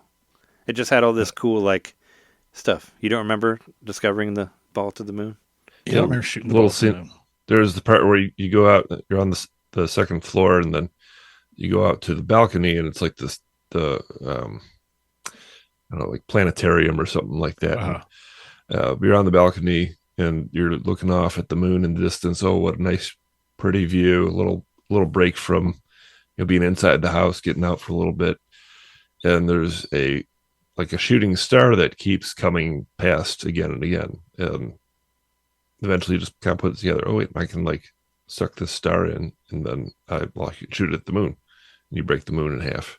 It's so cool, yeah. Nice. It's just like it's just not something that I I had ever seen in a game like that. You know, it's so cool. Like, yeah, it's like you could shoot at the moon, and then you do. It's pretty. Subliminal, you can grab the moon and drop it. Subliminal. That was Portal in there. Yeah, I remember that one. Portal game was that? Superliminal? Superliminal, yeah. Or Superliminal. And then, was it Portal 2 where you go to the moon? Portal 2, you go to the moon, yeah. Yeah. Yeah, but I mean, they did that before. You do that in Cruising USA. You do it in Blast Corps. But I mean, that's the first time I saw somebody break the moon. 2. Yeah, I know, but Portal 2 wasn't out when Luigi's Mansion came out. I'm just saying it. It did. It was the first game to shoot the moon. With Luigi's Mansion 1. It shot the moon so that someone else could blow up the moon. Yeah. Then I played Red Dead Redemption this week. I just went back to it. I felt like playing an open world type thing on the Switch too. Yeah, the game's. I don't know. I keep feeling echoes of Breath of the Wild in there, which this game came before Breath of the Wild, and come to find out that actually Breath of the Wild was to a degree inspired by Red Dead Redemption. So, and then I think I also was spurred on because I listened to a really good interview with Dan Houser, who formerly of Rockstar. Dan Housen? Not Dan Housen. No, not the wrestler. Not the wrestler. Yeah. No, Dan Houser. There's Sam and Dan Houser, who were the famous brothers from Rockstar. Dan was more of the writer of the two. He wrote a lot of the Grand Theft Auto stuff and Red Dead and all that. But a really good interview if you're looking for one on the Lex Friedman podcast. It was about 3 hours, and he just goes into like all kinds of things, how all those games came about, his creative process, and if you're into writing like I am, it's a lot about that kind of stuff too. It's interesting to hear his influences. Like he's influenced by classic literature and Dostoevsky and all these kinds of things. So he seems like a really well-rounded artistic individual. For anyone who came at Grand Theft Auto like we all did, naturally, by the by, when it was like in the media and all that stuff, and it was notable for being dangerous, and you sleep with prostitutes and all that kind of stuff. It was just like kind of eye-opening to see, this guy is actually like a really well-rounded individual, and he had that cinematic mindset from moment one on up until 5, which is a very cinematic type experience. So I like that interview a lot, and that made me want to play Red Dead. So in a way, Grand Theft Auto was like a treasured Russian novel. Yeah, Dostoevsky Russian? Yes. They talked a good deal about that in the interview for a good 20 minutes or so. Those kinds of was it Crime and Punishment, and relating that to stories like in GTA 4 with Nico. How Nico is pretty well regarded as the best character in the series and all that, and his experience. But he's one of many characters. That's your cousin that calls you all the time in 4. That's the main guy. There's Nico. The main guy is Nico, and then the other guy is the crazy cousin, whatever. But I never looked at it that way. That those games do a good job of having all these different crazy characters and a mishmash and interwoven web. That was his aim artistically as a writer, from the writer's perspective, and I think he achieved that. So yeah, listen to that. It's a great interview. Was that interview done before or after the delay? It was done before, yeah. I think so. They didn't talk about how it was delayed. They did not talk about the delay. No, yeah. He doesn't work at Rockstar anymore. He hasn't been there for 6 years. Oh, okay. So yeah, it has nothing to do with it. I mean, at this point, they could say GTA 6 is going to come out in 2030, and no one would be surprised. Yeah, I mean, I just unfortunately, thought since you're already talking about it, you could just say that now that it got delayed till November. Let's see if that actually happens. I think that means 2027 probably. I mean, it got delayed, yeah, and I said before I didn't think it would get delayed again, and it did. So, yep. I'm going to get us the PS5, for this game, but that gives me a little more time to save up and Hopefully and get it comes out on Switch, so you don't have to buy a whole fucking $600 system for one game. I was gonna say, hopefully by the time it comes out, like if you do have to get a PS5, it's $700 by then. significantly less expensive. Everything's going up though. It's not going down. It's going up now. Well, you might have to buy a used one or something. Because of I would buy a used one. Yeah, buy a refurbished one or something. It's like what, 6 years into the life cycle, 5-6 years right now. So by then it might be even around the time for PS6. That doesn't mean anything though. We're in the crazy world. They're like raising the prices of Xbox One or whatever, and like Switch One they raised the price of. Now there's a Switch 2. Nothing makes sense anymore. Like it used to be where systems went down in price, but not now. Not anymore. Now they go up. Old ones go up because everything's fucking expensive. That's why. Yep. So be ready to pay $1,000 for one fucking dumb game that you really want. I know you like it. You guys can tell me all about it. I feel like you could steal some cars and flip them, and then you could use that money to buy it. Yeah, steal yourself. Grand Theft Auto to get the game. Just steal the game, and steal a truck full, like somebody did in real life, right? Right. Anyway, all right, yeah. Why don't we take a break and then we can come back and talk about that stupid direct that happened. We'll talk about that movie that we really want to see so much called Super Mario Galaxy, the game, the movie. Wahoo. Stick around. Yep.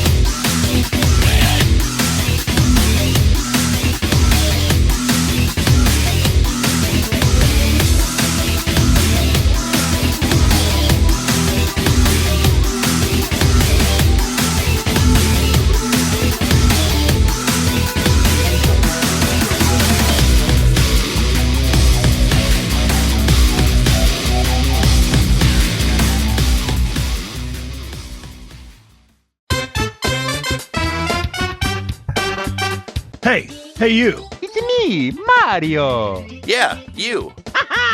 Subscribe to our Patreon to hear our bonus shows, which happen every month. I'm tired. Tired of all the big corporate podcasts spoon-feeding you the same old video game news on every single show? Spaghetti.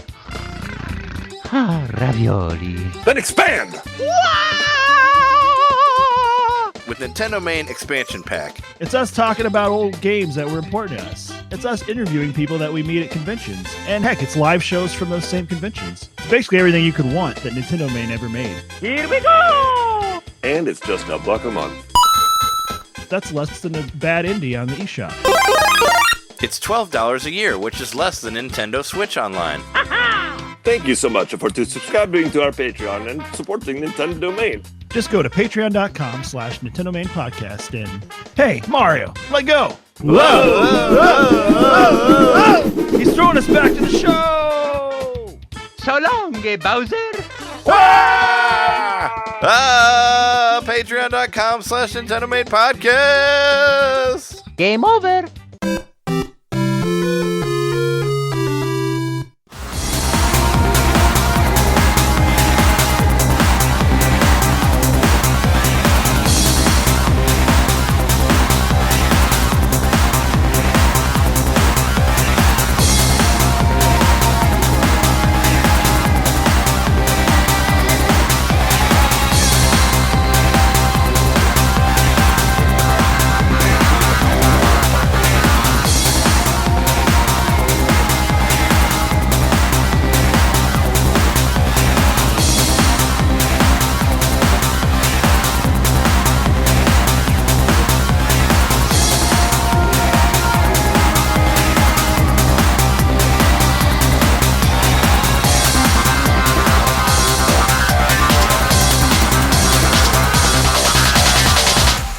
All right, we're back from the break. There was a direct today, quote unquote direct.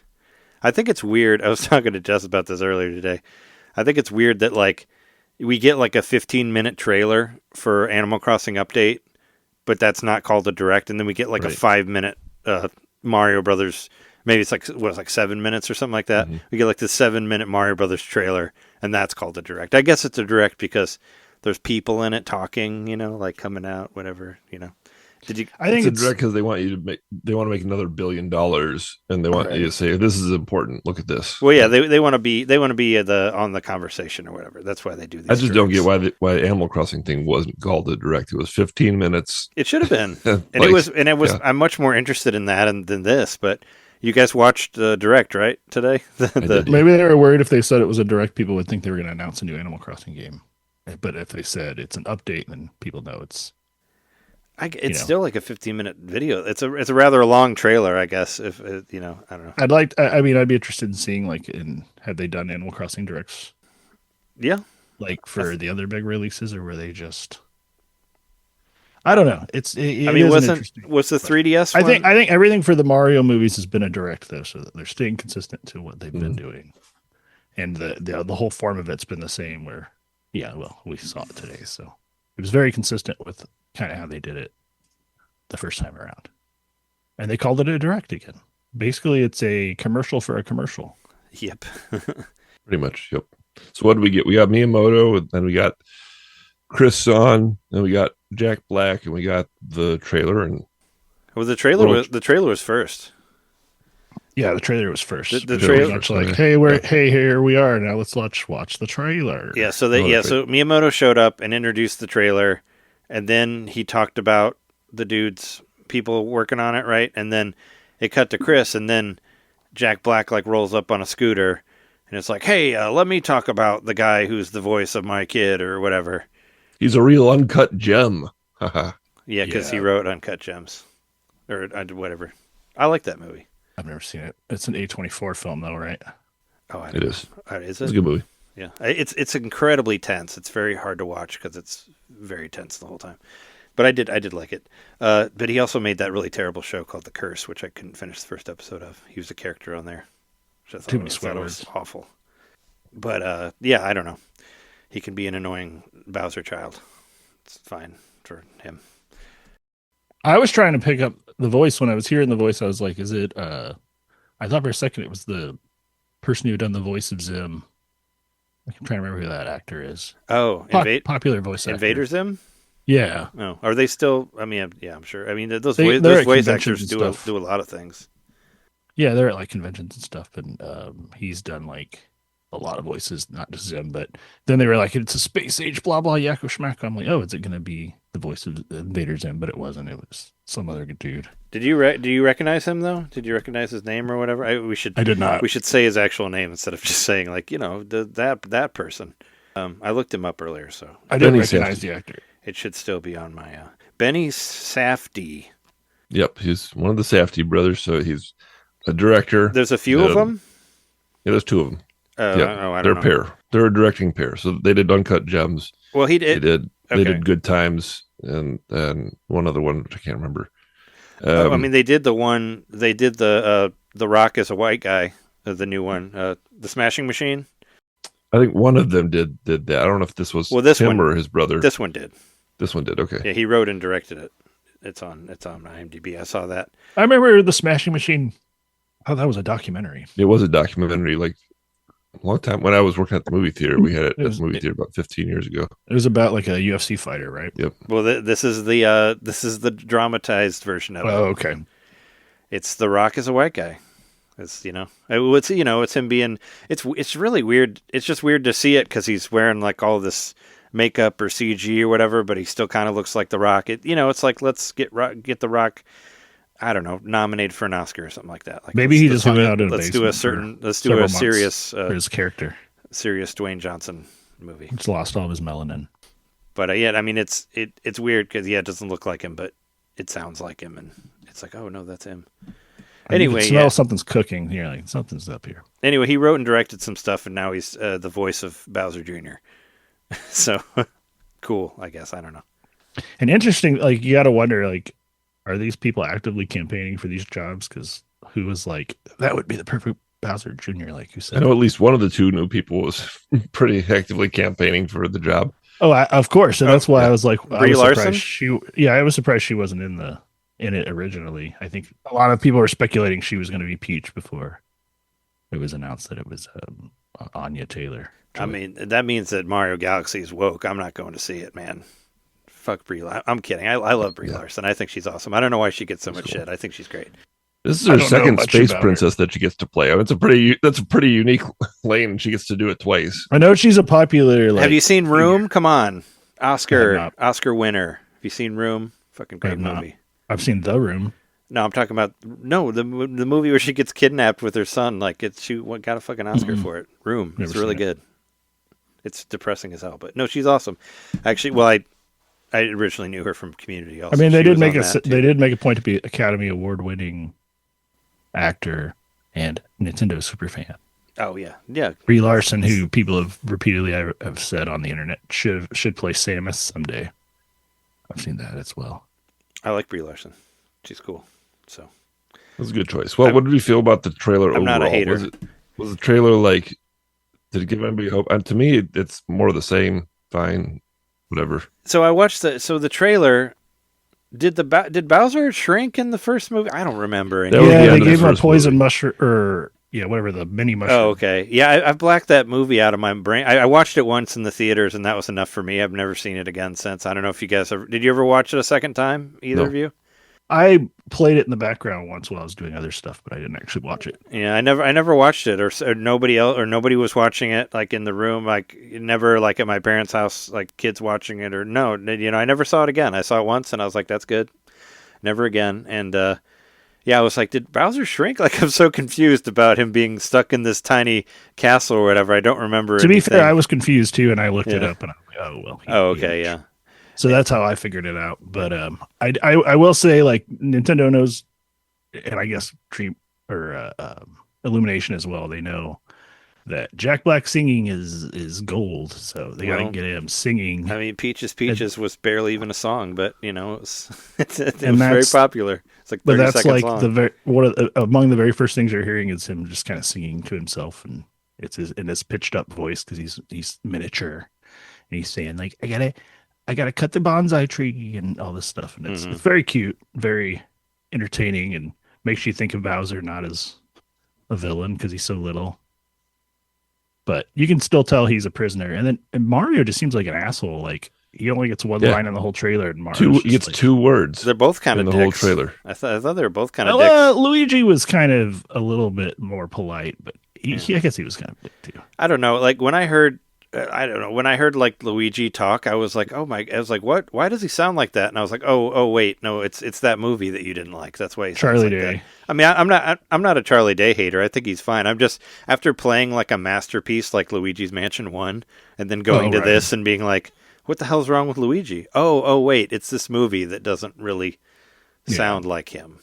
And the 3D models still just look off because it's the Illumination style of. They still look weird. The Mario models, but like there was no need to change them between that and the voices, it's still kind of uncanny. Like, it doesn't feel quite right. I still think it's weird that Mario's wearing a collared shirt under his overalls. Like, he doesn't. That just throws me off because he was always wearing like a shirt, regular shirt in the game. I'll never get it. I'm like, what are you doing? You're just changing. You're just changing everything here. It's not how it is. Yeah, why they gotta have collars? I'm just saying he didn't though. He did not have that. I mean, just he's blue collar. Just make it correct. Just give him a blue collar. Just give him a regular fucking shirt. Just look at the art for the game and pay attention. Just give us topless Mario like they did in Odyssey. Give us anything that's worth watching. I don't know. So Mario and Luigi are talking to Bowser, Mini Bowser or whatever, and I'm like, this is kind of boring. And then it shows like a giant water planet, and I was like, well, that's cool. That reminds me of something better called Mario Galaxy. Yeah. And and so then one of the websites that I found, I think it's on Nintendo Life, they kind of broke it down. Here's some things you might have missed or might not have remembered. And I think they think that is Drip Drop Galaxy. That's like specifically straight out of the game, that planet. Well, yeah, it's a planet that I know I've been to, but I don't have them all memorized. Right. And I'd rather not watch a video. They definitely show the very first boss in the game, which, they were showing off in all the trailers and stuff before the game came out, originally. The drilly guy with the this, arms, yeah. or the one that you drill to attack. Yeah, it's like a big Mega like, leg. tripod or something. Yeah. So I mean, they're being true to the show. It seems that's cool, Yep. or the game. I mean, But I'm recalling how I felt viewing the first trailer, and I thought, oh yeah, they got a lot of the pieces right. Oh, that gave me faith. The first trailer for the first movie gave me faith. Then they dropped the fucking Kill Bill song 30 seconds into the first movie. Well, I and hope it was that- all over. I really hope that the one thing is I just really hope they learn something. Yeah, with the needle drops and all that, where we don't need do like any. we don't need Take on Me for like to show Mario Kart World or whatever. Like it, You don't need a single non-Mario song. you already have There like are so much hundreds incredible of music, great music, and especially songs with there. Nintendo trying to push Nintendo music and all that. Like just let it be. Like stop throwing this And whatever. don't put Let It shit Be in there either. Well, yeah, no Beatles, No, yes, please, no Beatles. except for anything. Bozy Beatles. They're allowed. But no, I mean, yeah, just put some fucking video game music in there. I mean, yeah, you can orchestrate it or whatever, but you got these like incredible tracks that have been amazing for years. Like, no fucking Take on Me or whatever. Which is a great song, but it doesn't belong in a Mario movie. Yeah, no, I'm not a ha hater or whatever. I'm just it just didn't feel right. It just felt so weird to have like just regular music that you would hear in any other movie. Like for It really took me out of the like from the a game fantasy that has of like watching a kid's movie. incredible music, so whatever. But I mean, yeah, we got way too much good music to have to use that. Like there's just the catalog is so rich with great songs. Why do you have to play Smash Mouth right now? So there's them motorcycling over the dirt, the sand, like I said earlier, they love let them borrow a motorcycle and go over the desert. yeah, they love motorcycles. So here's more motorcycles. It's kind of weird that Bowser Jr., who was not a part of Mario Galaxy at all, is in here now because he was more of a Mario Sunshine character. But hey, whatever. Kind of seems like he's doing a brush. There's some doing kind like of painting. a voice modulation thing to make people think he's Bowser when he's really not. Is kind of the idea I'm getting. Yeah. I mean, I just hope they explain that, like the whole thing about like how Bowser like raised him, telling him that Peach was his mom, and also who is his mom. Like they never said that. Like he believes that Peach is his mother because that's what Bowser told him in Sunshine. That's why he's going after Mario because he says that he stole Peach or whatever. But who is his real mom? If it's not Peach, like who the fuck did Bowser fuck? Like to get this kid? Like I don't know. Was it Wendy? I mean, I don't think they're actually related.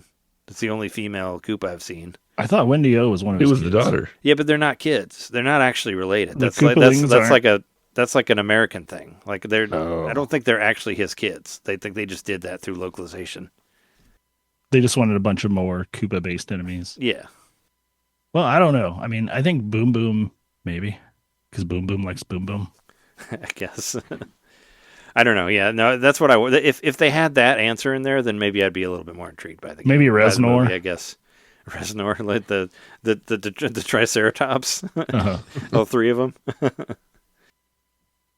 It's a polycule. Yeah, I don't know, but yeah, you see Peach like saving herself, fighting a bunch of ninjas in a room. I mean, I like the badassery of them, and Rosalina. Yeah, I'm excited about Rosalina. Rosalina's cool. I want to see this. Rosalina's cool, and I do like Brie Larson. I just, I mean, I'll probably go, just because of this podcast. We'll probably still go, and we'll be disappointed again, and we can talk about it like for 2 hours, like we did last time or whatever. And we can be like, it was a kids movie. Yeah, but- Remember? yeah, but what we there's a- said about the last one. But there's a lot of great kids movies. Stop making that I know. excuse. No, I agree. Yeah, But it's an Illumination kids movie. Maybe it's better to just say it's an Illumination movie, and so all the gags are going to be similar to Minions gags. I guess. I mean, I don't know. I just hope they learned something from the first one, and they try to maybe like slow down a little bit, and not use any needle drop music. I just hope they learned something and they contracted Ghibli to do all the work. Well, yeah, that's not going to happen.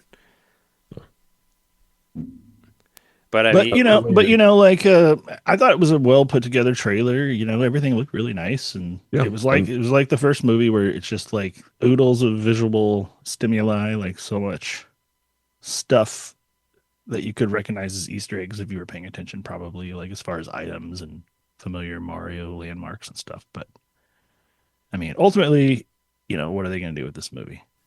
Make is billions it of gonna be dollars good? again. That's what they're going to do with it. Is Yoshi going to be in it? I mean, they didn't say Well- who the Yoshi voice actor. was. Well, That's confirmed, actually. I mean, Yoshi was leaked through cookies That's on true. the internet. Yoshi's Cookie. What did you say? Yoshi's Cookie? Yeah, John, Yep. that was a good one. Nintendo was betrayed by Yoshi's Cookie. I was Yeah. trying to think of a joke to add into that, and I was like, no, that's pretty much just perfect. Yeah, so It's that Yoshi's Cookie. yeah, so there was like a leak, like Nabisco or something, like There's a leak. Pillsbury cookie that is coming to market soon, but the graphics for it have appeared online, and you can see Yoshi as he appears in the movie. Well, you see Yoshi as he appears in the game, but it's supposed to be from like Mario riding him like through space, like how he would in Mario Galaxy 2. But you can see what I mean is you can see the character model from the movie Yeah. on this cookie. Oh, okay. Because I thought it said like Mario Galaxy movie, and then it had. Trying to find it. I'm sure it's in the notes somewhere because I know I posted it on here. I just hope they do a Kraft mac and cheese version of Mario Galaxy movie so I can have Galaxy Mac. They probably will. I want to eat a supernova. Oh yeah, no, yeah. There it is. You're right. Yeah, it shows it's a movie version of Yoshi.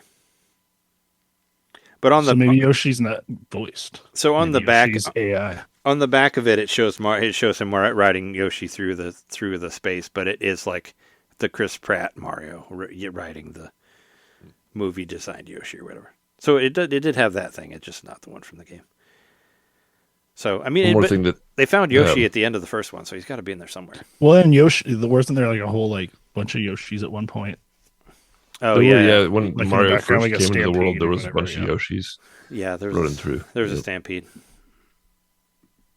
What were you going to say, John? I was going to say that there was a teaser photo before this trailer came out, and it canonized a character that was exclusive to Super Nintendo World. You can see on this photo that Chef Toad is in the movie. Oh. I mean, that doesn't necessarily. Well, it doesn't canonize him within the game world. It canonizes him within. It kind of makes up within for the me not movie going world. to the Toad Cafe. But Nintendo is also Universal sanctioning this Studios. movie, whatever. If it doesn't appear in a game, it's not canon. That's what I'm saying. I suppose. This movie I'll is go with that. separate canon. It's a separate If thing. it doesn't that fire has, iron balls, it's not a cannon. It has nothing to do with the things we like. We can just put it to the side and be like, oh yeah, this is for, this is for the whatever. This is for the bad kids that need something flashy to distract them for 90 minutes. That's what that is. Jack Black was cool. I like him. Yeah, he was funny. No complaints Him- about Yeah, him. he had good energy. Him just as Jack Black, and I liked him excitedly sending it back to Miyamoto-san. That was fun. I liked that part. Do you even think I could stop you? No way. Yeah, that producer. That's some real well acted lines there. There's some good. There's a good portrayal of it there. You definitely got it. Yeah. One more Nintendo movie announcement is that they have started shooting the live action Legend of Zelda movie In New Zealand. in New Zealand. Yep, Oh well, sure. That's where in you Wellington. shoot things, I guess. We're just gonna use the old Lord of the Rings sets that are like all broken down and say it's post-apocalyptic. Sure, why not? That's what they should do. I swear that's Hobbiton right there. Nope, that's that's Link's Village. Oh, that's Terrytown. Yeah. Yeah. Yeah. Honestly, I watched the direct while I was riding my bike or whatever, and I kind of forgot that I watched it not that much long after it. I'd completely Yeah, forgot. I'd completely watched forgotten it a about the couple direct times. right after. I was like, oh yeah, I watched that, didn't I? See, I watched totally it a couple forgot. times, and then I, because I was like at work and I just had it playing, and then I listened to the NVC did like a reaction to it, and Oh, they were yeah. basically like, it was basically hearing just it in audio form, the trailer all over again. So I'm like, okay, well, Oh, is it like they're talking or they're watching it and talking or whatever? Yeah. doing their jokes or whatnot. right. So, I think my expectations are a little more tempered this time around, but I'm not thinking it's going to change anything other than it's just going to make Nintendo more money. And I'm no longer afraid of Nintendo being irrelevant like I was when this podcast started. Yeah. Back in the Wii U days, we Wow. thought that they were whatever. They were falling off. Oh, they got a shit ton of money. They were They're going fine. strong with 3DS even when we started, so it was fine. That is true. They were still doing pretty well, and the Switch still hasn't beat the numbers of the DS, regular DS. So No. But better than the Direct, I thought, was the Sony State of Play that happened the day before. Did you watch any of that, Jeremy? Either of you? I didn't watch it. I saw some highlights from it and all that. But I know it's like PlayStation stuff, but you really should watch it because it was. I have a PlayStation, so I especially should. I know, watch it. but even if you don't, it's 99% Nintendo stuff. Every single thing that was on it could have been in. You could have slapped Nintendo on it and called Nintendo Direct, and it would have been the same. Well, you could have cut some of the developer interviews, but no, everything on that. I think there was maybe one game that isn't coming to Switch or Switch 2 that was in that presentation. It was all Nintendo stuff. Yeah, it could have. They should have just called it the Nintendo Direct because I was while I was watching it. It came on at 4 on Tuesday, and I was watching it, and I was just checking Twitter, and everything they said showed up on the Nintendo sites on Nintendo Life and all these different every single thing after because they started off with Dragon Quest VII coming to just another trailer, but they had. Fatal Frame 2. Fatal Frame 2, yeah, which I thought it was already announced for Nintendo, but it has a release date now. I thought it was already announced for Switch 2. And, Fatal Frame 2 and the Dynasty Warriors DLC, which is actually coming out on the same day that it's releasing on Switch 2, so it's pretty much, announcing that. Once Upon a Katamari DLC, also on Switch. Pac-Man World 2 having Sonic the Hedgehog in there, a Switch game. And I mentioned earlier, Knights and II coming to Sonic Racing Crossworlds. Was it Entropy Effects, which is a roguelite. I guess it takes place in the Blaze Blue universe, which was made by, was it Arc Systems, the guys who make the, that's a fighting game, right? Yeah. Blaze Blue is it's like Guilty Gear. It's like that style sort of thing, which I like. I played through Mortal Kombat Mythologies many times. I like action games based around fighting game characters. So let's do it. So we got that. More as a Super Robot Wars Y DLC. State of Play. What else? Oh yeah, there's a Octopath Traveler 0 demo that was announced on there, which is on Switch now too. Cool. It's a 3-hour demo that carries into the game. I have it downloaded, but I didn't have enough time to play it. I wanted to play it before. This is the one that was a mobile game originally, right? Well, it's the story of it is similar to the story of a mobile game, but it's not the same game. It's a different game than that. But it's similar to a mobile game, yes. But this one is made from scratch. But you can play 8 characters at once. You can use all of your Octopath, all of the letters, which is what it stands for. Yeah, you can use all 8 of them in one match, which I really want to see how well that works. I found that really intriguing. Also, when I was looking for the demo, Travelers also 8 letters. Yeah, but they don't have their names. It's all you played the first one. I remember it. Yeah, it's each letter of Octopath stands for a different character in the game. It's still up there in my top played Switch games hour wise. You should play 2. I thought 2 was really good. I should play 2. I only played 2 for 20 hours, but I really liked it. But that one's probably on sale too. But yeah, Octopath Traveler's 0 demo is out. Was it Nevergrave, The Witch and the Curse? That actually kind of reminded me of Mario. Was it Mario Odyssey? Because you can throw your witch hat on stuff and carry and turn into different things. That was a cool indie game that was on there. There was another HD 2D game, the Wandering Sword, which I'm not really sure what that is, but it looks cool. There was a game called Motion. What is that? Motion Rec or Motion Record. Did you guys see any of that or look at the notes? I read the description of it, and it sounds like you use Rewind. It's a platform or something where you use Rewind. But yeah. Braid. It's really cool. Well, it looks like pretty kind of a minimalistic where it's black and white, and you have a little robot, and you'll do a motion. So say you you need to move a certain way to get across a puzzle or whatever. You'll do a motion and record it, and then you can do it to go past large chasms and stuff like that. That's basically how it works. And I thought it looked really cool, for for that sort of like probably a budget priced indie game, that can get real exciting towards the end or whatever. That's kind of what I got from it. So Motion Rick does look cool. I'm looking at it now. yeah, I'll say I like this style. This I don't remember what they call it. It's something with like cross hatching or whatever they do with this style. It looks like old PC games. Yeah, I thought that one you might be into that one. I thought there was. That is pretty cool about Once Upon a Katamari. I think I need to get that game. I want to get it. I want to get it at some point. It just came out in the middle of a whole bunch of other games that I was more interested in. And plus, like I said, I heard it had some issues with the Switch version, just because it was a Switch 1 version, not a Switch 2 version. Not a Switch 2, yeah. Yeah, so Unfortunately. whenever they can work that out. But I mean, I heard it was great. I mean, it got reviewed really well. I was also trying to get through We Love Katamari, which I still can't get through that game. You didn't get through that one either, right, John? The second one? I finished it. Did you beat the second one? Yep. Oh, okay. So it's me. I'm the one that hasn't done it. Get on it. Yeah. I'd like to, but it's I don't know. I don't know what it is. I had a hard time getting into that game for whatever reason. It just wasn't. I don't know. It just don't like Katamari. It didn't hook me as much as the first one. I mean, I love the original one, the first one, but that second one, I think it looks cool, but I fall off it pretty quickly. There was some couple other stuff on there. Was it Damon and Baby? Was just like I think that's another like Arc System thing or Arc System Works. It just looks pretty. It's like a shooting action and in-depth exploration. It's just like a pretty looking indie game. It's kind of what I gathered from it. And then there was the cozy game Inconbini, one store, many stores. Yeah, the one where you're running a Japanese convenience store.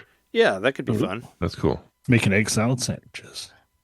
Yeah, and selling smoked cheese every day. Smoked cheese every day. That was our joke. That was Jess and I's joke. Well, going back to the smoke weed every day joke, and Jeremy and I, it will end from the song. But yeah, we'd get these these bags of smoked cheese from 7-Eleven, and it was so good. And we'd be like, smoked cheese every day.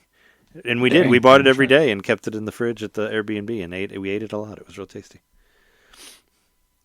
But yeah, I think that's probably enough on that one. So Elden Ring got, the Night Rain got an expansion announced, so that's kind of cool. Was it from State? Was it from State of Play? I must have missed that. Yeah, it was one of the last things I said, but it's called the Forsaken Hollows. So it's the Night Rain game, which I have not played. It's the spinoff or whatever. Yeah, the one that's kind of more like Monster Hunter, I guess, is what people kind of compared it to, because it's more like multiplayer. It was completely multiplayer. It has to be. Yeah. So, I don't know. Like I said, look at the State of Play. There's a lot of... It was actually State of Play Japanese specific games, so that's probably why it was like 99% Switch games also, because, they got a lot of Japanese games. But yeah, there was I liked it. I was like, oh, hey, this is like pretty much all things we're getting. So, cool. But speaking of things that we're getting, to talk about some games that are coming out this week. I already said Yakuza Kiwami 2 is coming out. It's actually going to be out in like 3 minutes. But Goodnight Universe, have you guys heard of that game at all? The one where you play the baby with telekinetic powers? Sounds familiar. It's like it's coming out right now, or it might be out already for Switch. It came out yesterday for Switch 2. It's like a you play a baby with telekinetic powers. I don't know. It was a PC game, I guess, that people really liked. I think it looks cool. It got a good review. I watched Switch Up's review of it. I guess the original version would use like the camera on the PC to like measure the way your face, like what your face does while you're playing it. So like if you make a frown or a smile or whatever, it would affect the game in some way. But it does not use it doesn't use the Nintendo camera, I don't think. Probably because neither does anybody else. Well, you know what? Side note. I tried to, I got a new computer and I tried to get my Switch camera to work on it, and I can't. Like, it recognizes it as a camera. It says Nintendo Switch camera, but it doesn't work. It's just a black screen. And I've tried, and it's not the like shutter or whatever. I've turned it off and on.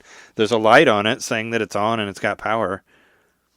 It just doesn't work. I don't understand. I'd look it up. It's probably some firmware, yeah. Yeah. So they. I mean, it didn't of work course, there with was my no- other computer either. But I mean, I thought that's just because it was an older computer. Now I have a new computer and it still doesn't work. But I haven't updated the camera. I did update the controller or whatever because you can do that wirelessly. But yeah, I don't know. My camera is still just a paperweight over here. I'm still not using it for anything. I thought maybe I could try to use it to like stream with it or something, but I still haven't done that either. But yeah, Goodnight Universe. Look at it. I think it looks really cool. It's $20. Psychic Baby. Move shit around with your mind. Looks cool. The Atelier Ryza trilogy comes out this week too, for $90 for 3 games. I know we got listeners that really like those games, and I'd like to play them because I think they look cool. And apparently they've been around for decades. Other versions of them, and I love them RPGs, so I'd like to try it. There's a game that you might be interested in, John. Hitman Absolution comes out tomorrow as well, or maybe right now. Yeah, $30 for $30. So I'll get it at some point, not right away.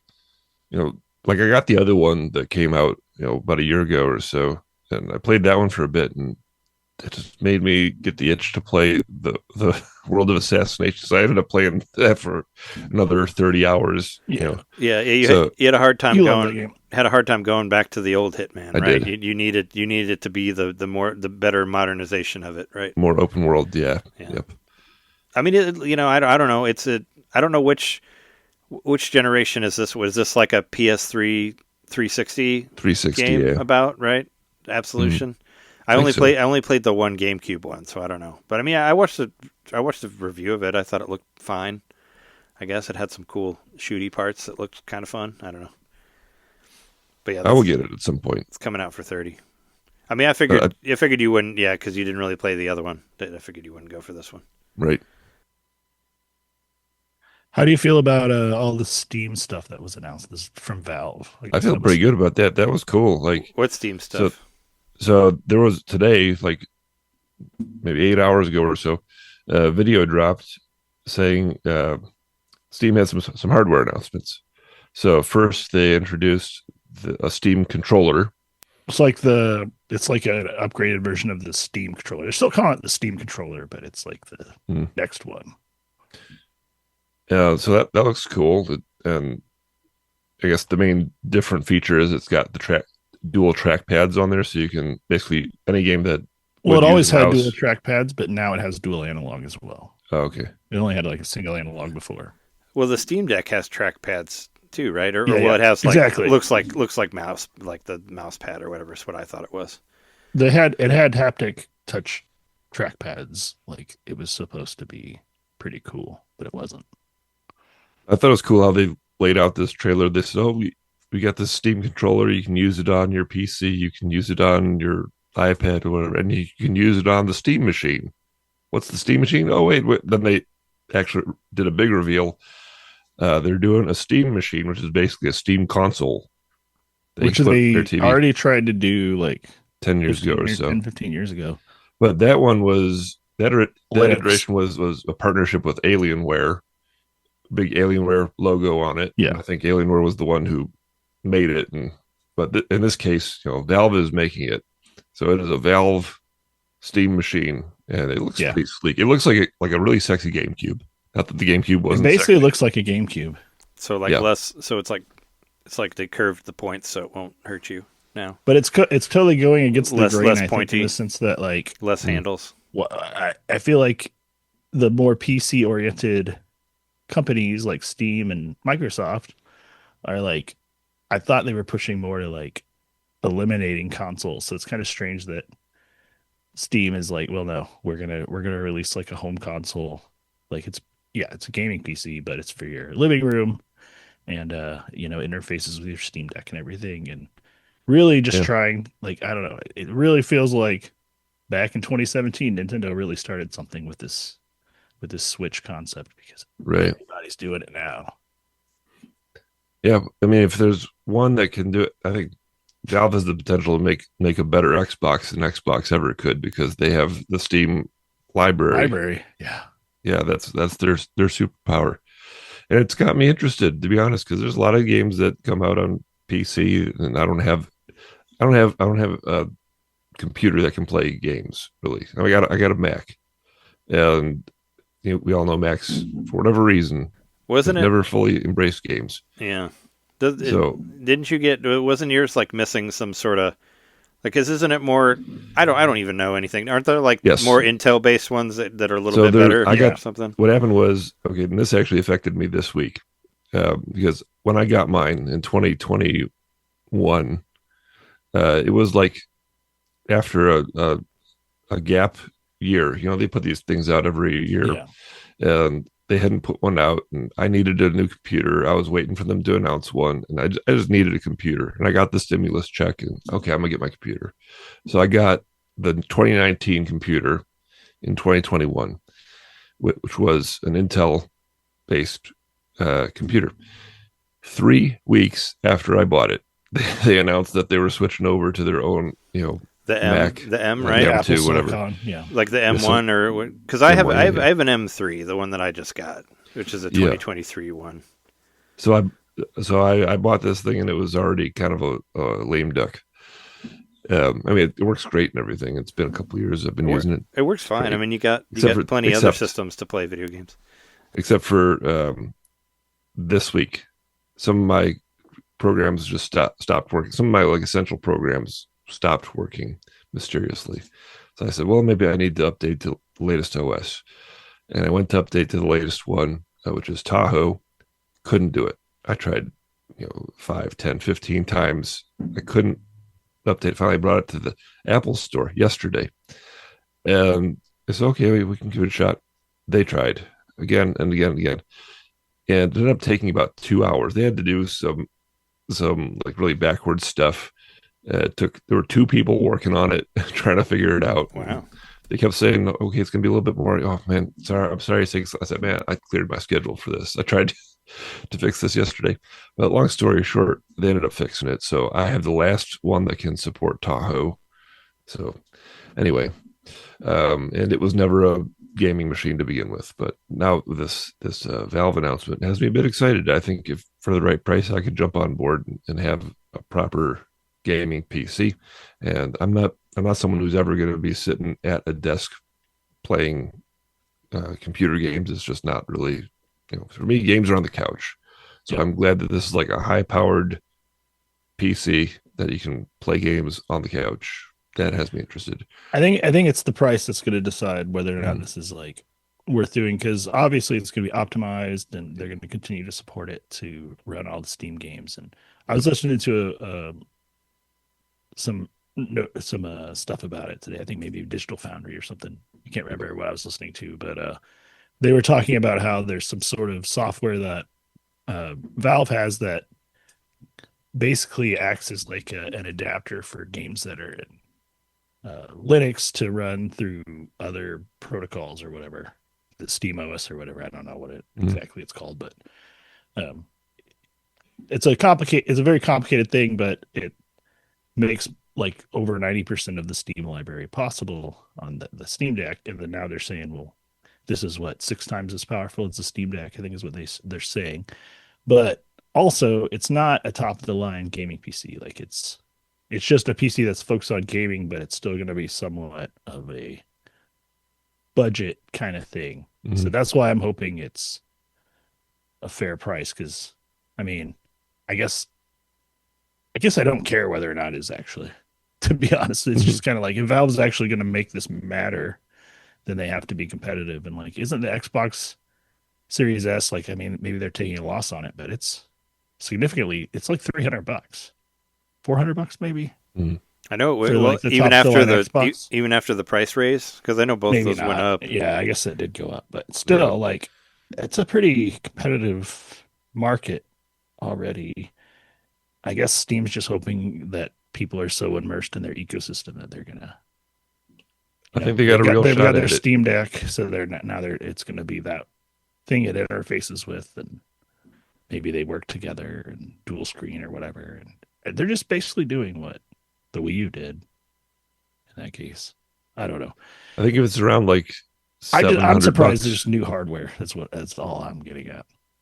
Well, I think this means that the Steam Deck was a success for them. They wouldn't be doing this otherwise, and they see an avenue. Well, they made two of them, so obviously it was something. They made a sequel. They probably see OLED a huge they probably see a huge opening with Xbox fading into the sunset.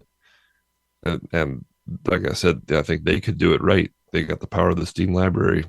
So you get that Steam library on your TV, and you get it for the right price. I think it's like $700, $800 if you want to think of it as a low end gaming PC, but a high end gaming console. Cool. You can get some people. You could get me. The other thing that would get me is they announced a new VR headset. Yes, they're still carrying the torch for VR, and this thing looks really cool. I've watched some preliminary reviews of it, not reviews, but previews from some of the notable like YouTube tech people. Like there's a guy, Linus Tech Tips. Yeah, he seems to be in love with it.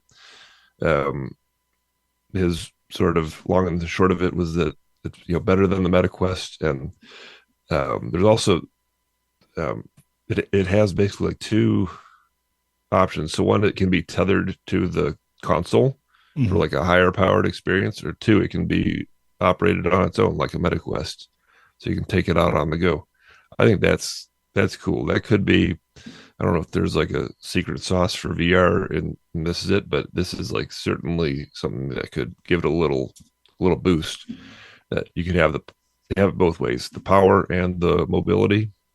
That's a cool idea. it's kind of funny because it almost seems like with the Steam Deck, it kind of felt like they were going for the market that the Switch has, and then with the Steam whatever, it's basically like an Xbox. The Steam Deck or the Steam whatever it's called, the computer thing is like an Xbox, right?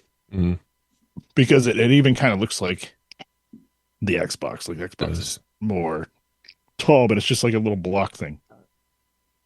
And then the VR, it kind of looks like they're going after Meta, because Meta is releasing the best like standalone VR sets. Right, standalone, and to not be tethered to Meta might be worth the cost alone to have a standalone VR set that's not hooked up to Facebook or whatever.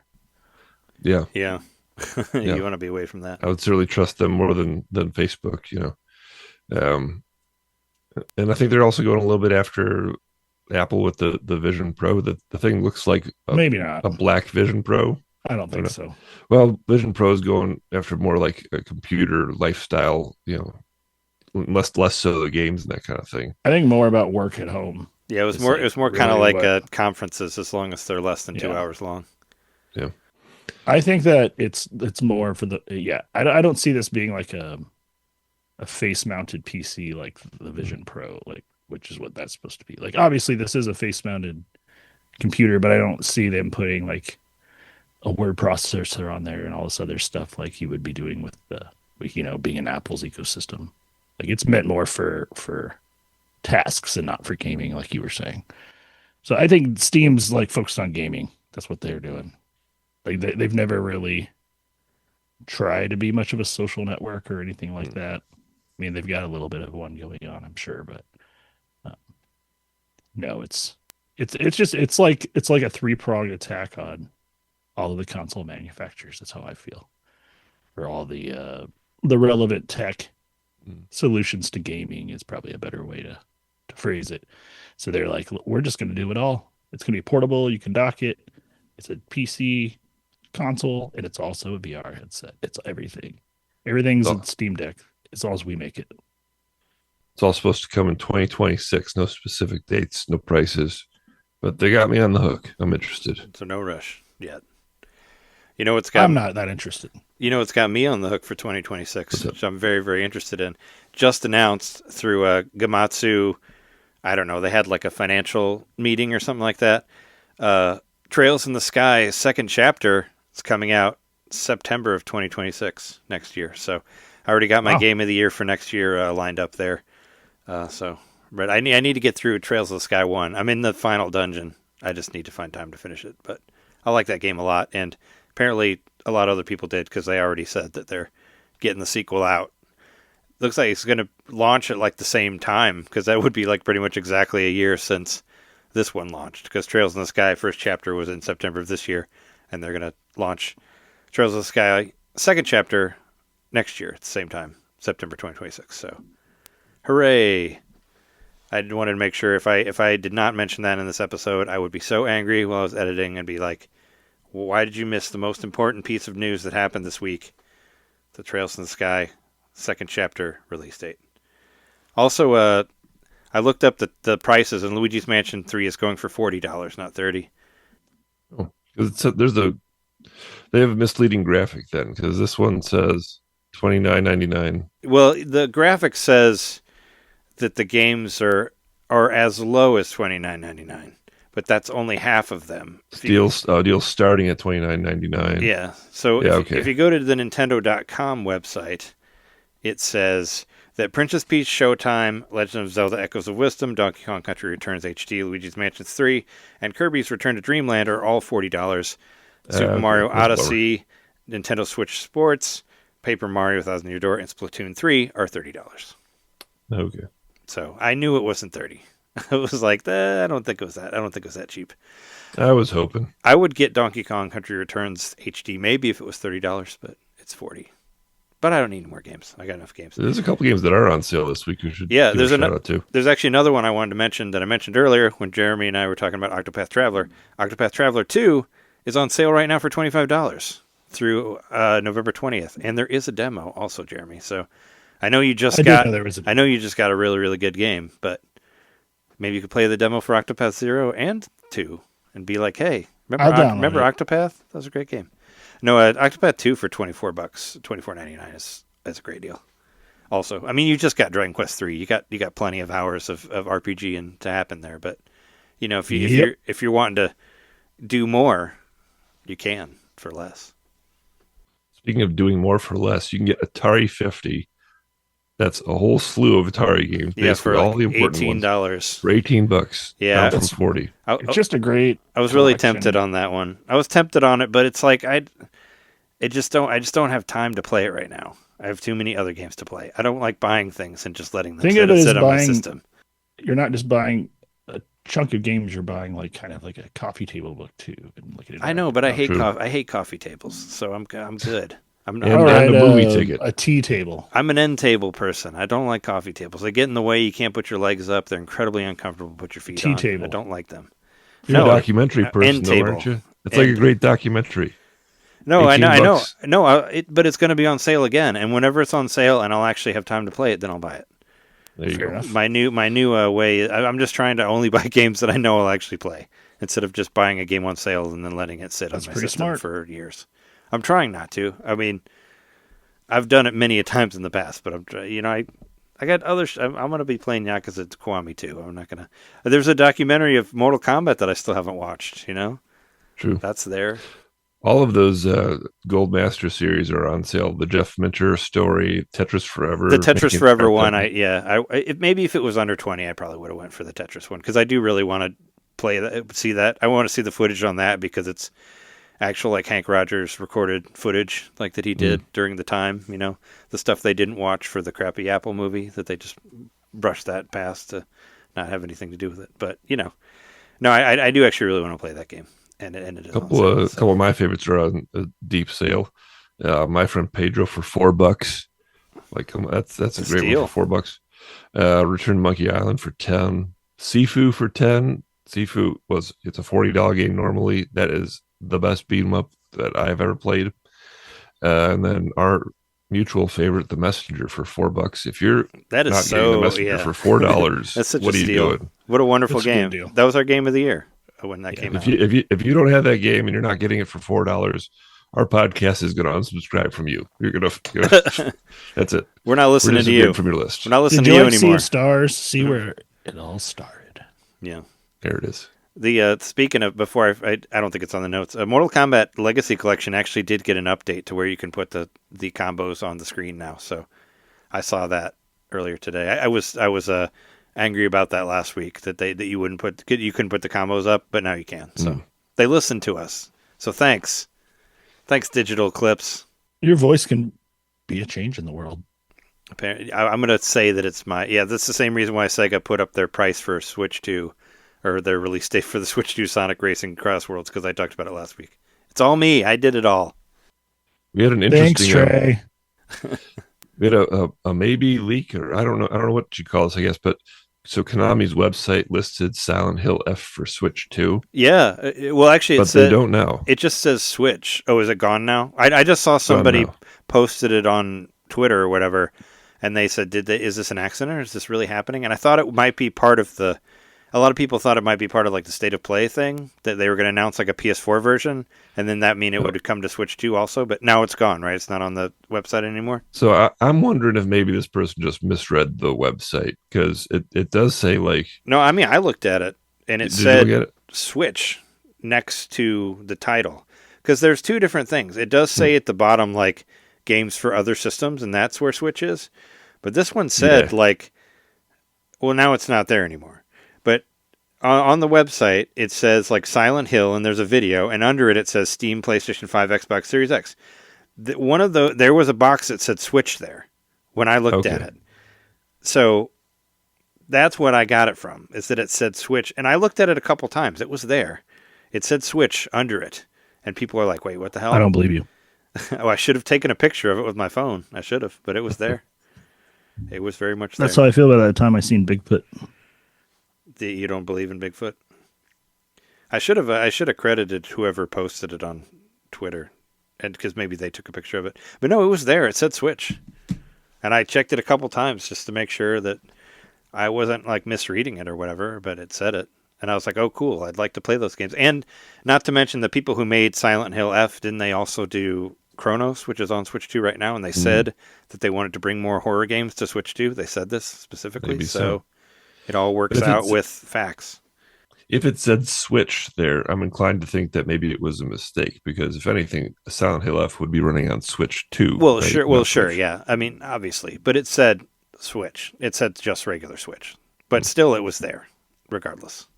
There are no mistakes, only leaks. But it could be. I'm just saying it could be on Switch 2. Very well. So, and they said they wanted to put more stuff on Switch 2. The company did, who made that game. So, believe in them. They want it to happen, I believe. Keep our eyes peeled. For sure. Is there anything what else is Yes, Nintendo and Lego teased another Legend of Zelda set. They just have like a brief, like slow zoom in on a little Link minifigure, and it says coming 2026. Yeah, right. So It's It made me wish it was a Lego Zelda game, but it's not. Make a Lego Zelda game. Why haven't you made one yet? Come on. That'd be perfect. Yeah, it's just a little figure, right? It's just the Link figure It is. walking. Like I didn't really. It would work really well, like top down. Yeah, I love that. And you guys might be interested in this. Metroid Prime action figures are at Walmart. Some exclusive Walmart figures. Well, I mean, I have some of them. These appear to be new ones. Right there. Well, I mean, Did you take a look at these? Because I think these are new. Oh no, I looked at them. Like I have that one. I mean, one? maybe they're just packaged differently, but I do have that toy. It's on the wall back here. I got it like a couple years ago. They're 3-packs, so maybe that's different. Mine's a single pack, but the one that I have is in the 3-pack. They're for $15, and then there's also a cool looking actual Metroid, like the actual alien blob thing, a Metroid figure for $25. I do have a. That looks cool. I also have a 3-pack here too, which I don't know if they had this one, but I do have one from Walmart. This actually came from GameStop, but I do have these three guys, which I saw in the article. I saw these 3 suits, which I got this like 10 years ago. So I think it's just they're on sale. One more thing is Nintendo Life is celebrating its 20th anniversary. I did not realize Nintendo Life had been around for that long, since 2005. I had no idea. I've only become aware of them in the last 5-6 years or so doing this podcast, but I guess they've been around since November 8th, 2005. So good on them. Almost as long as Facebook and YouTube. Yeah. 2 more things. All right. So one, a sad one. The Super Mario manga artist, the creator of the Super Mario manga, passed away, unfortunately. Kazuki, I'm going to read from Time Extension. Kazuki Motoyama, the Japanese artist and writer behind Kodansha's Super Mario manga, has passed away age 69, as recently confirmed by his sister on Instagram. He was the person responsible for illustrating and serializing the Super Mario manga, which appeared in Kodansha's anthology magazine, Comic Bomb Bomb, between 88 to 98, and also notably featured several adaptations of old Mario games ranging from Mario 3 all the way up to Mario 64. So I've looked at a couple of these. There was a collection that came out a couple of years ago, and I think I bought it for my nephew. So I read it through that. I didn't read the whole thing, but looked at it through that.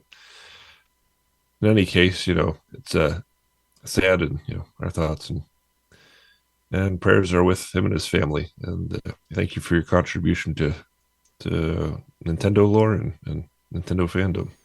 For sure. I know a lot of people like those comics.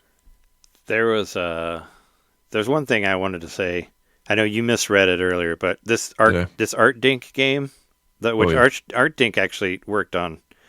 They did the Dragon Quest 1 and 2 remake. I don't know if they're on 3 also on the beginning there, but it's like a super weird PlayStation 1 game. That's why I thought you'd be interested in it, John. I don't know if you looked into what it actually is. So it's a series of like a new label or whatever for an ongoing series of games they're going to re-release. Is that right? The weird game of the century released on PlayStation returns. Tale of the Sun, a simple 3D action game where you control a caveman living a wild life.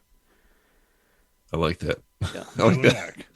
But it's like it's like Tale of the Sun, and what's the other one? There's the one like Aquanauts Holiday. Yeah. But apparently they're just before, really. but I don't know what that game is. They're like really strange Japanese games that are coming to Switch. Any idea what that is? Because I know that name, but I don't know what the game is.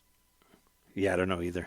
I just like weird obscure games that haven't been localized or haven't been brought here before, or just hard to find. I always think that's interesting.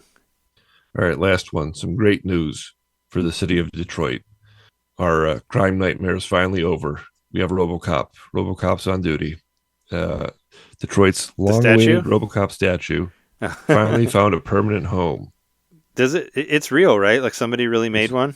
It's real. So this is a story that began 13 years ago where somebody just put it out there that they wanted to crowdfund a RoboCop statue for the city of Detroit. And there was all kinds of back and forth, and it gained so much steam and a lot of support from people around the internet.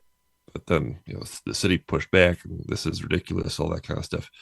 Well, it's finally it's made. It's finally gonna be installed before the end of the year, and it's at Eastern Market, which is like a big open air market. It's basically, imagine a couple of blocks downtown that the roads are closed off, people can walk around freely, and there's just like art and music and lots of lots of fruit and vegetables and poultry and livestock and all that kind of stuff in the middle of the city. It's like a cool hip little area that's a really famous centerpiece of Detroit life and culture. So it's just cool that RoboCop is coming to Eastern Market, and he's going to live out in front of a film studio that is based there. So perfect. Don't you think it's kind of weird that, in a way, like RoboCop's already a statue because he's like a metal statue of a human? So then they're making a stone statue of a metal statue of a human. He might just be sleeping. I don't know. Sleep forever, cop. That fucking that Metroid toy is the exact same one that I just showed you. It's the one that I have that I bought like 10 years ago from GameStop. I think they're just trying to get rid of their shit because they know a new Metroid Prime's coming out. I just looked at a picture of it. That's exact same.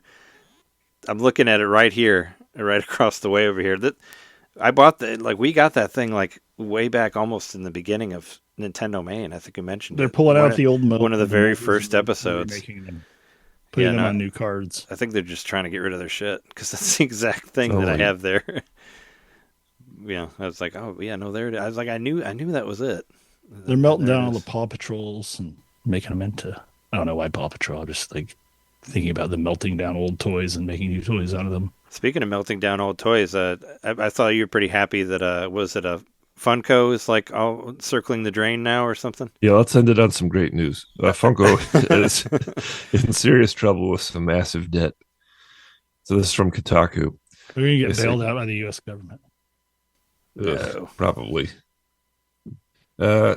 Why is the collectible company tumbling off a cliff? You might think it has something to do with losing certain big licenses to competitors or flooding the market with way more junk than even the most diehard fans are willing to absorb. But the biggest kiss of death came back in the spring in the form of President Trump's trade war. Tariffs hit sales of cheap toys manufactured overseas hard. That vinyl, it's hard to get. The vinyl Yep. they make those toys with or whatever. Can't get it. Yeah, I mean, I don't know. Let's a moment of silence for a victim of the tariffs. Funko Poor Pop. Funko. Aren't we supposed to get $2,000 from those tariffs? I think that's fake. Well, I'm right? buying a lot of Funko Pops with that because I only keep them. I think I saw that somewhere. I don't know if it's real or not. They're just going to send us the money that we supposedly earned from the tariffs. No fucking way. Yeah, I don't think so. I mean, he did send us money Even if that during the money comes 2020. out, how do you prove that it's from the tariffs and all that stuff? You Oh, might it's just not. be saying that, you know. Oh, I And know. then I, you pay taxes. oh, I on don't. Yeah, I'm not Yeah. saying that the tariffs are good. I just Yeah. want $2,000 from Trump. He sent us Yeah. money. He sent us money in 2020. His fucking stupid ass signature was on it. When we all got Yeah, we all I forgot got about that, the yeah. money that funded your computer that you talked about earlier. That had his True, fucking yeah. signature on it. Anyway, all right. Yeah, no, I think that's good. I think there's enough stuff. I do think it's not Nintendo related, but I do think it's wild that the Star Wars Insider is ending. Hopefully, all those Star Wars Insider magazines that I have are worth something now because I have a bunch of them that I got in high school. They're all over there somewhere. They're in this room, in this downstairs. I got a ton of them. But yeah, that's it for this episode. That has been episode 497. You can support the show at patreon.com/NintenDomain podcast and hear some bonus episodes on there. And you can see videos of us recording early and all that at the $5 level. The WART radio, where I put all the music together on a playlist. You can listen to it there. YouTube.com/NintenDomain podcast or Twitch.tv/NintenDomain podcast. Still hoping to stream again someday. It's been like a month, but I'll be back on that someday. And you can find us on Blue Sky, whatever. Just look up NintenDomain. Find us there. And we've been your hosts. I'm Trey Johnson. Jeremy Mikowski. John Litter. And thanks everybody for listening. See you next time. HDCS. See ya.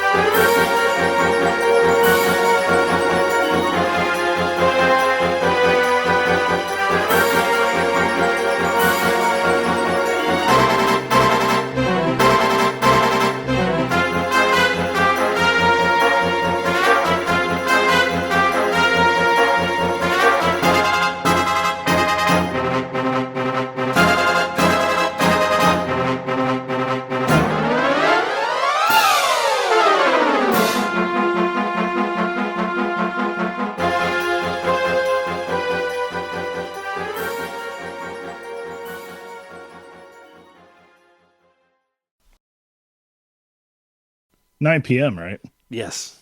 Oh, whew. I would get up and record and then go back to bed. But John probably has to babysit or something. Or you do that later, right? I do that 3:30 to Let's 6:30, leave. you know. Let's leave the 9 a.m. thing out. No, that's early. I don't want to get up that early. All right. Okay, 9 p.m. on Monday. I'll Yes. put it on my calendar. And we'll do the one what stuff you liked before it was cool, right? That's basically me as a hipster. That's like everything. You can't say Chibi Robo because I liked that before you did, John, by the way. Or it was cool. Yeah, before No, it was like cool to Nintendo you before even. You did, Trey. Before it was cool to you. I liked cared it. about Super Nintendo before you did. Did you? You didn't even know me then. It's because I cared too much. I liked all the cool stuff before I was even born. How about that? Yeah. I drank my hot coffee before it was cool. I drink cold coffee because whatever, I don't know. You're so post-ironic. I'm giving up on that joke already because it's done. All right.